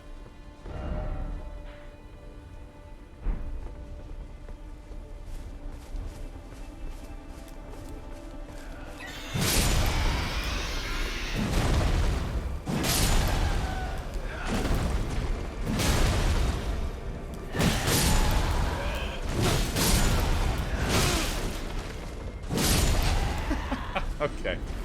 It's a little challenging to see, but it's good. Alright, excuse me. Thank you. There we go.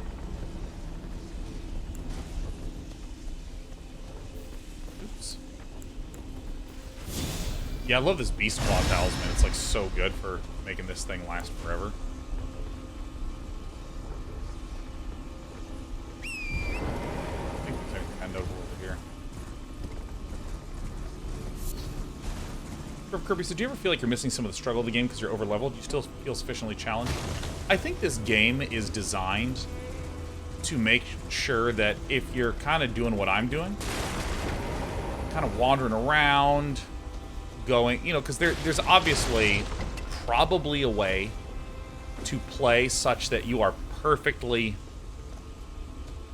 You're going in, like, you know, if we call it the areas A, B, C, D, E, corresponding to how quickly they level up in terms of power. I bet there's a way to go to A first and B second and C third and D fourth, you know, and these sorts of things. I bet you that's possible to do. But I think that one of the strengths of this game is that when you wind up going out of order... Oh, shit.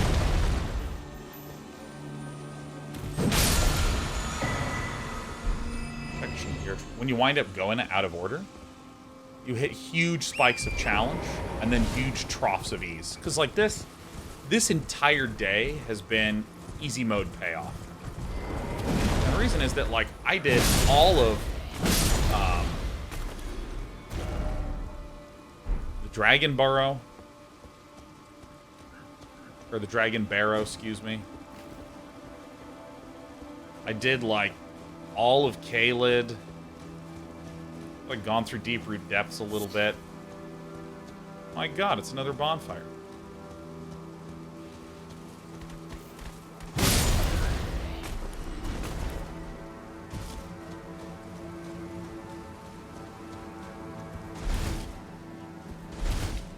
So, I think that, like, the old Soul-style gameplay... Oh, is that thing that I was looking at not a bonfire? Or is that the bonfire I was looking at? Who knows?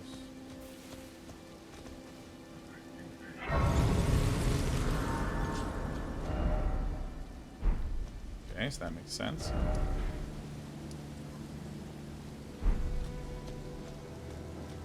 Maybe I was supposed to hear the twinkling on top of the bridge. think to go there or something. Oh, I see. I could have gone up here. Got it.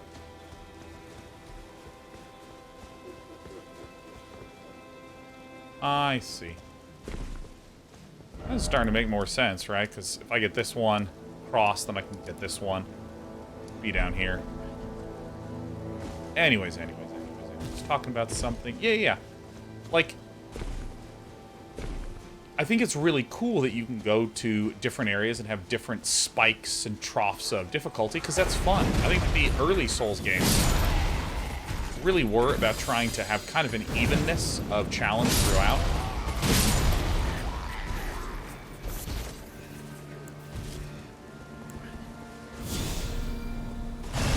And this game is much... I don't know, it reminds me a little bit of playing Diablo 2. Playing Diablo 3. Where this game's obviously, its difficulties is way higher than a Diablo ever would be. But, like, the fact that I'm power tripping right now, I think is fucking awesome. I think it's a good quality that the game has.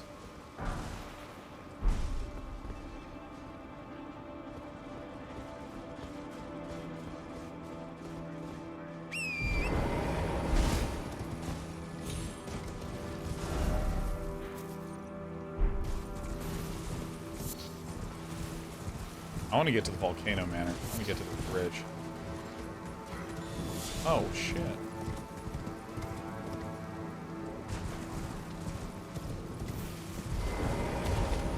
Hey, guys.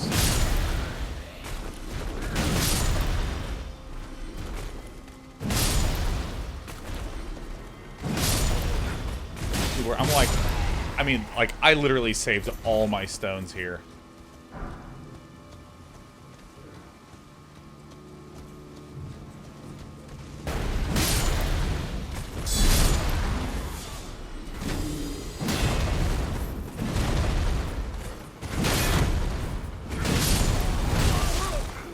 So poised.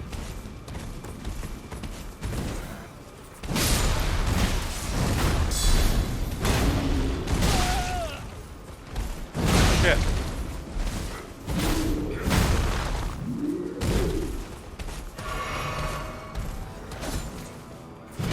And got so yellow all of a sudden. Nice. Archie says, finally got to leave my horrible job for the last time yesterday, taking 3 weeks off before I start my new one. Pretty psyched to have a fresh start. Oh my god. I love so much that you took time off.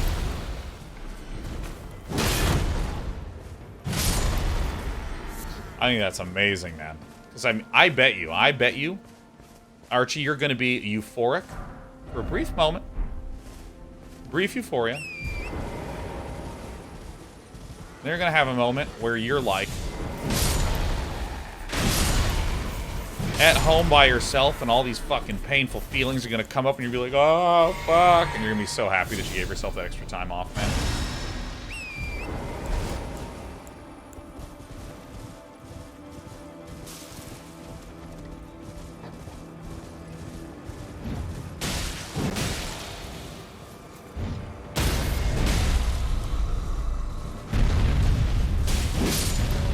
Dude, oh my god, this is so sick.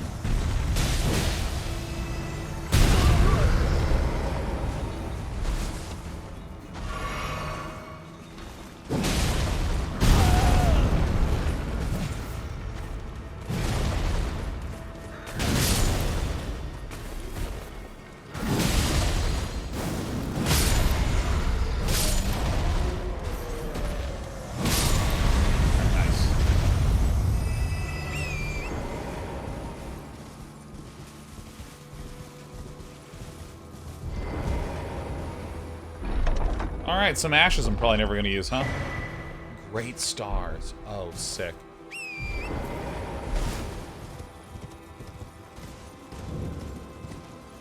Rive Blood Ruins.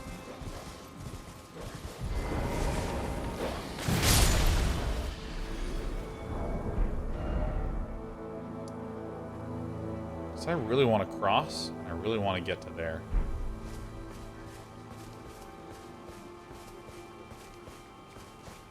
$737. I I really gotta go. Oh my god, welcome back, huge sludge.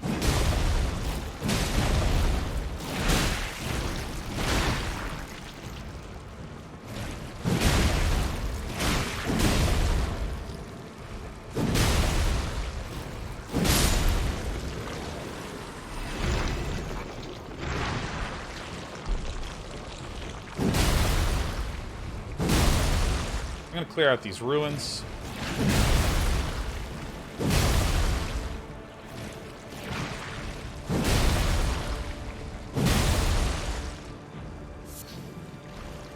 It's 7:38. I gotta walk my doggy.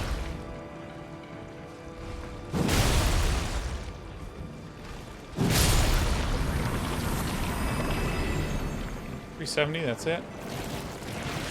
Are you joking?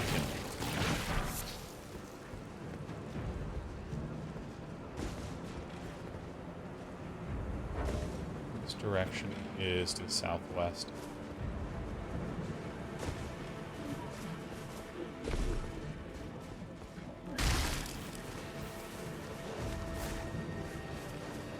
Let's see. There's all the Riven babies. Okay.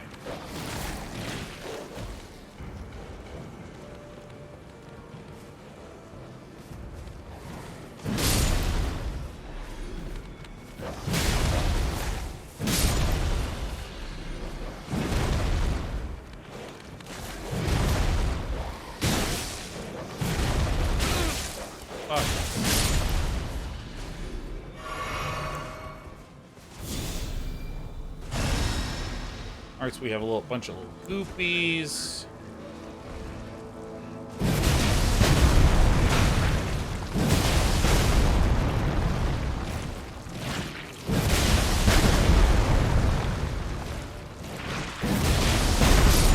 That's just the regular R2 as well. It's so sick.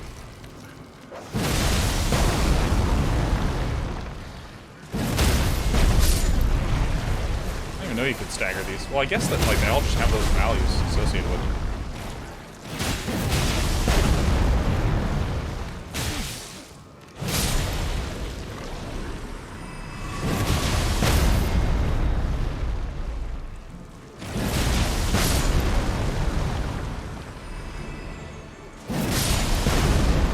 All right, cool.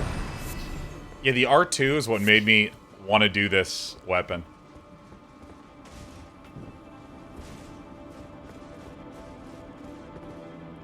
Alright. So, I'm gonna actually not fuck around here.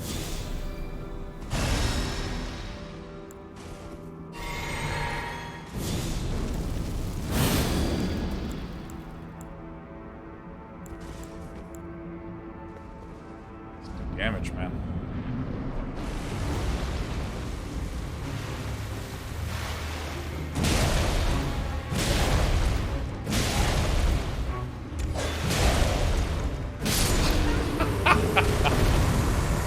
Hell yeah.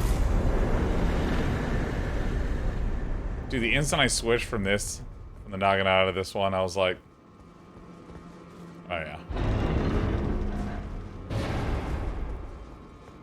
Still love that King Cross Naginata. Still do. Bloody Hellas. Good old Hellas R. I actually guess I could ride these horses in those boss fights, huh? Interesting idea.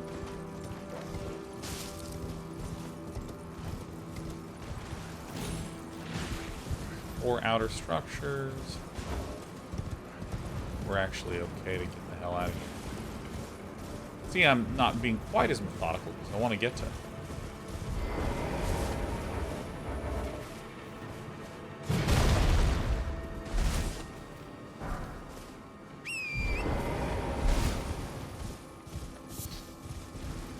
See if I can actually just sprint to the map.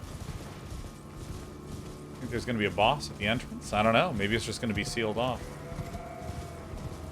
Oh.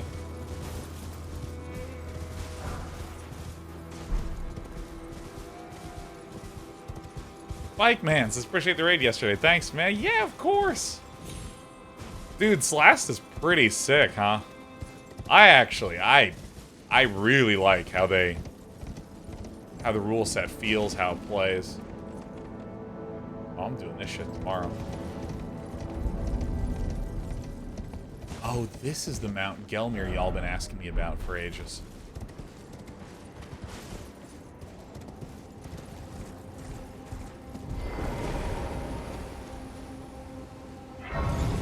Alright, here we go.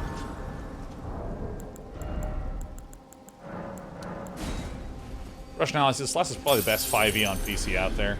I would not surprise me.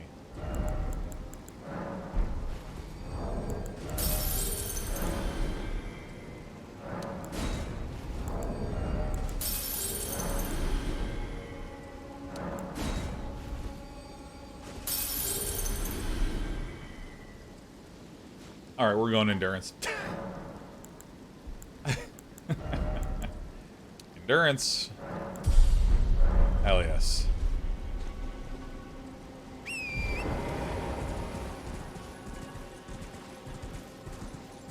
Poke my head in a little bit.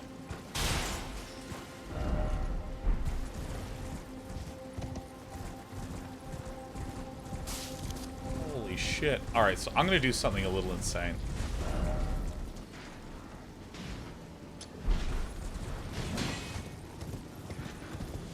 We're just going deep. We're not going to scout. We're not going to fight. Holy crap, man. This was an invasion here.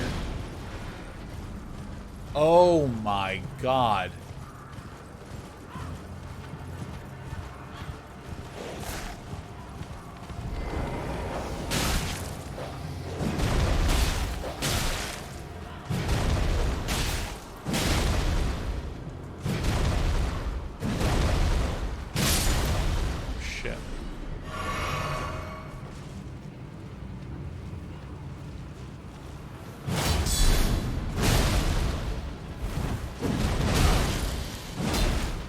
Literally have like a horde coming behind me. Ah, fuck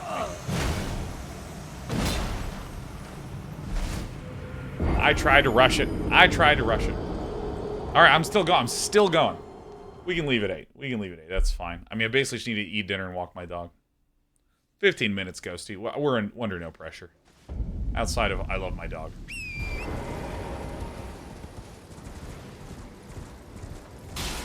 We're going to take a proper saunter through this. I mean, this is incredible.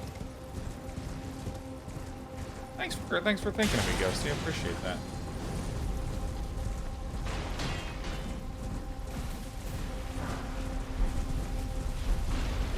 So I can't tell if these are the contraptions built at Mount Gelmir.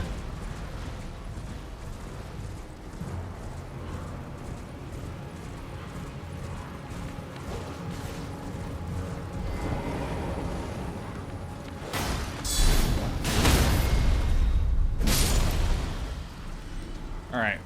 Come here, Thelma, or whatever your name is.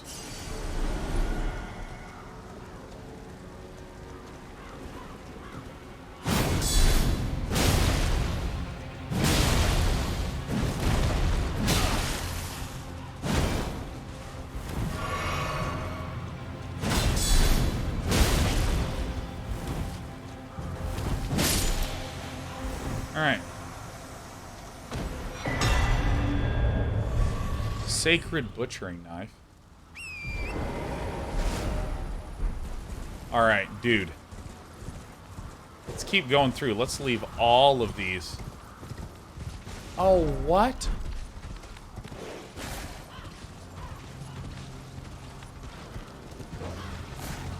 Ah, fuck, man. Oh, come on.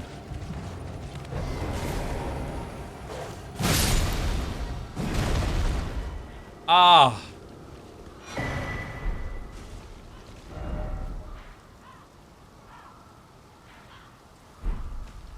What?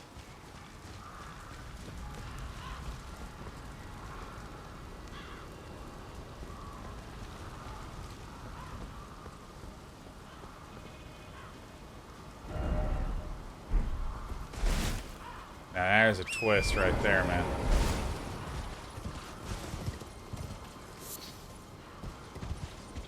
Huh. What an interesting way to end the day.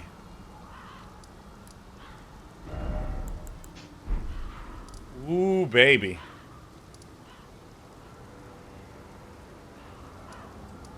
Looks like once upon a past there was a way up to Mount Gelmir. Look at that that Erdtree just burned to the ground.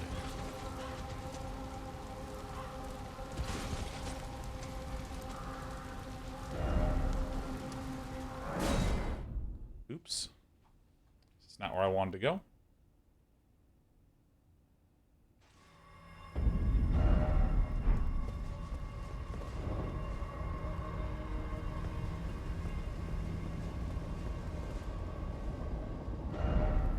Okay. Seathwater River? Damn.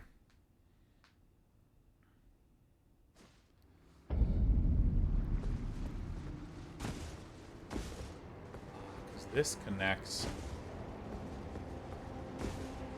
Oh. This points straight up. This is how we climb up there.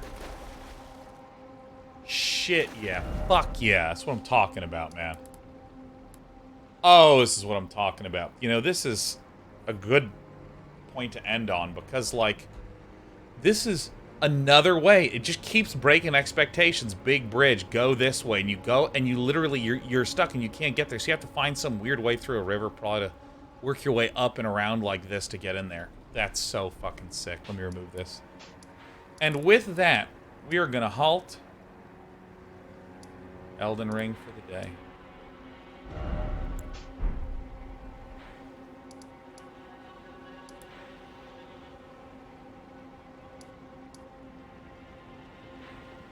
Shit, that's so good. We're playing Tuesday, Thursday, and Friday next week.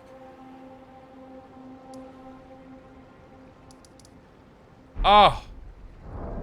Alright, that was a good day.